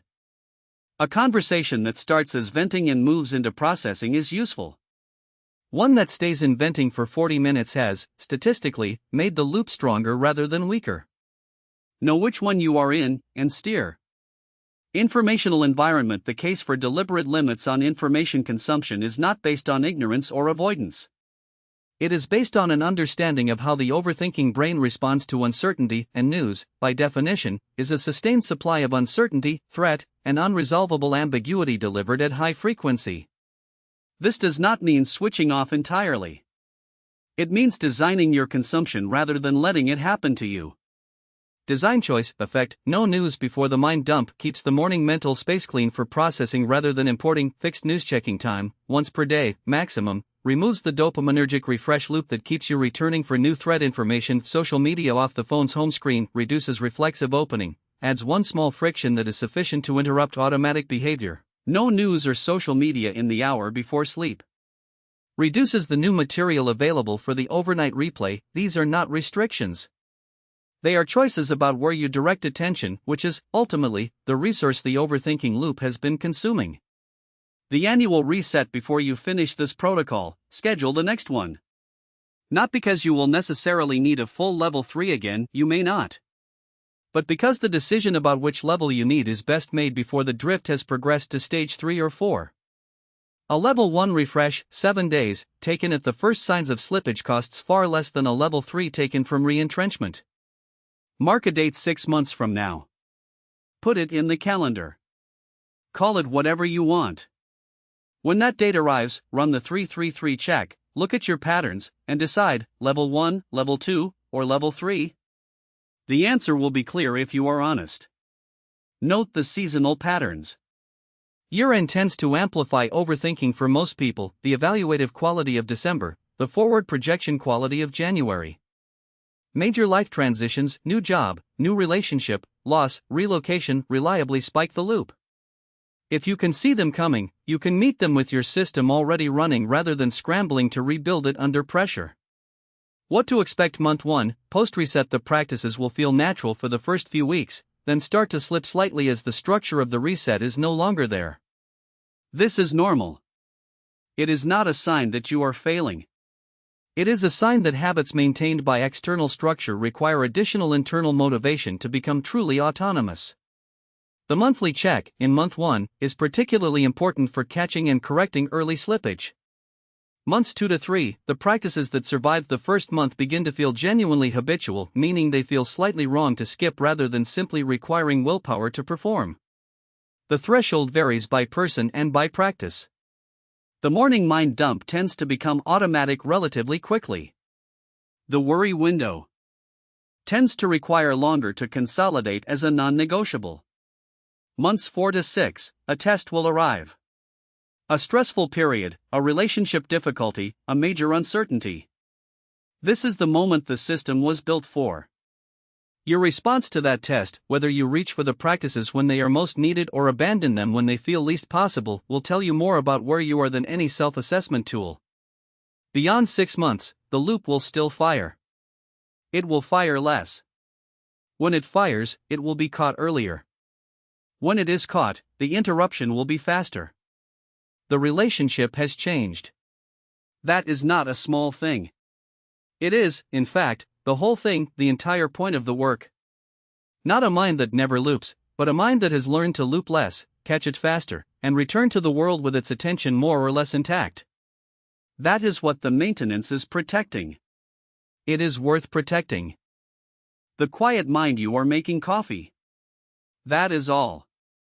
The kettle is heating, the light through the window is the particular pale gray of an early morning, and you are standing there in the small ordinary interval before the day begins. And then you notice, with a mild, almost surprised quality, like registering a sound that has stopped, that your mind is simply here. Not reconstructing yesterday's conversation with your colleague, the one where you said the thing and their expression shifted and you have been rerunning the tape since Tuesday. Not projecting forward into the afternoon's meeting, preloading the agenda with catastrophic possibilities, scripting your own responses to objections that may never be made. Here. In the kitchen. Making coffee. The steam rising. The light. That state, which, not so long ago, felt entirely unavailable, is now yours sometimes. Not always. The mind still moves, still reaches, still tries to get ahead of things or back behind them. You will not be reading this from a place of total stillness. But the stillness is accessible now in a way it was not before. You can find your way back to the kitchen, to the coffee, to the particular morning in front of you. The capacity exists. It was being used for other things, specifically for the loop, and now some portion of it has been reclaimed. That is what actually happened across the weeks of this work. Not what you might have hoped for at the start, perhaps the clean cure, the reprogrammed mind, the end of anxiety as a felt experience. That was never available, and this book never promised it. What was available, and what you have been building, is something more durable and more honest, a changed relationship with the thoughts your brain generates. The thoughts themselves have not changed. The content, the categories of worry, the specific shapes your uncertainty takes, the particular quality of your self-monitoring, that is largely still there. The brain generates what it generates. It continues to model threats, continue to replay significant events, continue to project into futures that do not yet exist and may never exist. This is what brains do. It is not a malfunction. It is the cognitive inheritance of being the kind of creature that survived long enough to become you. What changed is what happens next. The thought arises, some version of the familiar loop, some variant of the anxious scenario you have visited 100 times, and then something different occurs. There is a beat. A small, crucial interval between the thought and the swallow. You notice. You see it. There is a thought about the meeting. There is the voice saying something went wrong.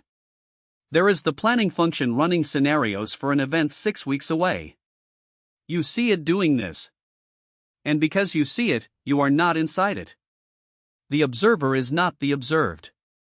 This gap, this seemingly small distance between the arising of a thought and the complete identification with its content, is not small. It is, in fact, the central thing. Everything the practices in this book were designed to develop lives in that gap. The cognitive diffusion exercises were building the gap. The thought labeling was practicing it. The worry window was demonstrating that thoughts can be held at arm's length without catastrophe. All of it was building your capacity to stand, briefly, at the edge of your own mental activity rather than being immersed in it. From that edge, thoughts pass.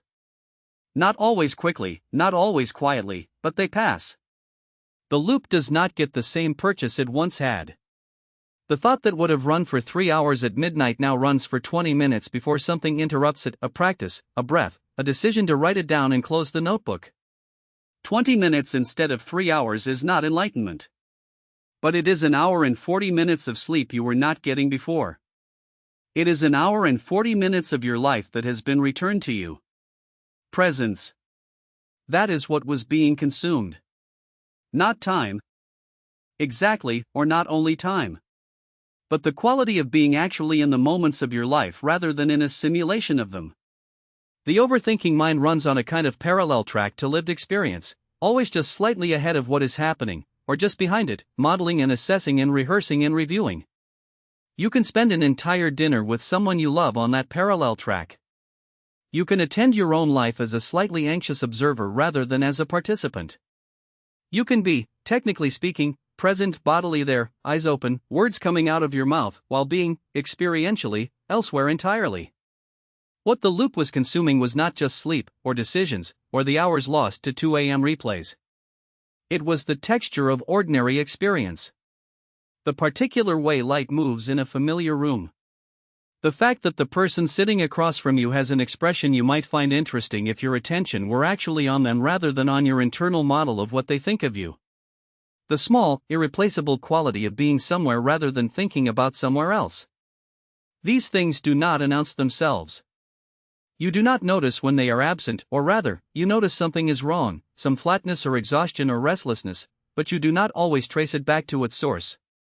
The loop is so much part of the background that the life it is editing seems normal.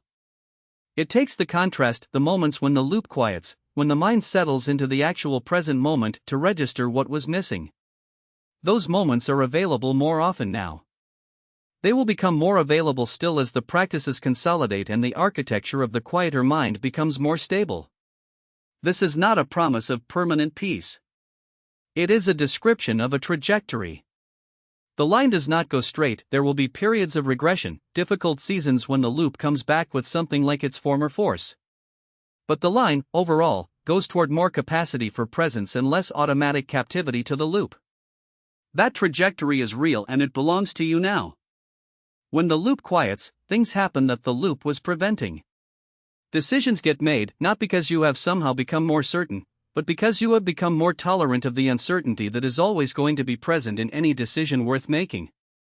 You discover that the feared outcome of a wrong choice is almost always survivable, and that the cost of indefinite suspension is consistently higher than the cost of moving in the approximately right direction. The decision-making muscle, which had been atrophied by years of overuse in deliberation and underuse in action, begins to recover. Conversations happen rather than being rehearsed. You say the thing rather than the thing you have edited 15 times to be safer. Other people become more interesting, genuinely, experientially more interesting, because you are less consumed with modeling what they think of you and more available to simply be curious about them. The relationship between your internal experience and your social life shifts in small but meaningful ways. The person who is actually present in a conversation is fundamentally different from the person who is there in body while their mind conducts a separate parallel analysis. People can feel this difference. So can you. You notice more. This is perhaps the simplest and most complete way to describe it. The attention that was occupied by the loop running its scenarios, its replays, its predictive anxieties is now, more often, available for the actual world. You see the light through the window. You taste the coffee. You catch the expression on a face across a table and find it interesting rather than threatening. You register the season changing, the texture of a particular day, the small accumulation of moments that constitute a life as it is actually being lived rather than as it is being modeled in advance. None of this is dramatic. That is the point.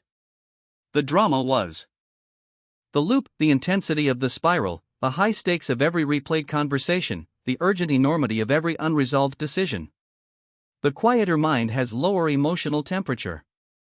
It can feel, at first, as though something is missing. In a sense, something is, the adrenaline of perpetual threat scanning. The state of high alert that had become so familiar it felt like normal. Calm, initially, can feel like flatness. Give it time. The flatness becomes stillness. The stillness becomes available space. In the available space, ordinary life reveals itself to be considerably more interesting than the loop made it seem. A word about what you are carrying forward, not the techniques, which you have, but the understanding. You know now that the loop is not a character flaw. It is a coherent response to particular inputs by a brain doing exactly what it was built to do, scanning for threat, seeking certainty, keeping you safe from dangers that are, in the context of your actual life, almost entirely imagined. Knowing this does not eliminate the response. But it changes the way you stand in relation to it. The loop is not evidence that something is wrong with you. It is evidence that you have a brain, and that the brain has an old and somewhat overwrought threat management system that you are now managing rather than being managed by. You also know that you are capable of changing the pattern. That is not a small thing. Many people live for decades in the assumption that the way their mind operates is simply the way it is, fixed, permanent, a given. The work you have done has demonstrated, in your own experience, that this assumption is wrong. The brain changes. The pathways that were dominant can become less dominant. The pathways that barely existed can strengthen into reliable habits. You have already changed your brain, in modest but real ways. That capacity does not expire. It is available to you for the rest of your life. And you know this, perhaps, is the thing to carry most carefully, that the work is not finished when the reset ends. The maintenance is the work. The daily practices are not a countdown to a moment when the problem is solved. They are an ongoing act of attending to something that requires attention, the way any significant thing does. A relationship, a skill, a garden. The tending is not the unfortunate prerequisite to the arrival. It is the thing itself. The quieter mind is not a mind that thinks less. That is perhaps the most important corrective to the idea of this whole project. You were never trying to become someone who thinks less, or someone whose mind is blank, or someone who has achieved some mental blankness that is called peace. That person does not exist and would not be interesting if they did. The mind is its movement. The cognition is the point. What you have been building is a mind that has learned which thoughts deserve its attention and which ones are just weather. The thoughts that deserve attention, genuine problems with genuine solutions, real relationships that need real engagement, actual decisions with actual stakes, creative work, learning, connection, the considerable richness of a life that is being paid attention to. The thoughts that are just weather, the 3 a.m. replays. The catastrophic projections of low probability outcomes. The social monitoring that models how you appear in others' eyes with a precision those others certainly do not apply to you. The loops that circle the same unresolvable uncertainty for the 40th time without producing the 39th pass's worth of new information. The noise. Weather passes. You do not have to go outside in it every time. You can watch it from the window, note that it is raining, and return to what you were doing. This is not indifference. It is discernment. The hard-won capacity to let the mind move without following every movement into the spiral, to be in the weather without being the weather. Outside, there is a morning. You are making coffee. The light is gray in particular and it will not be this exact light again. The cup is warm. Your hands are here. This is enough. It is, in fact, almost everything.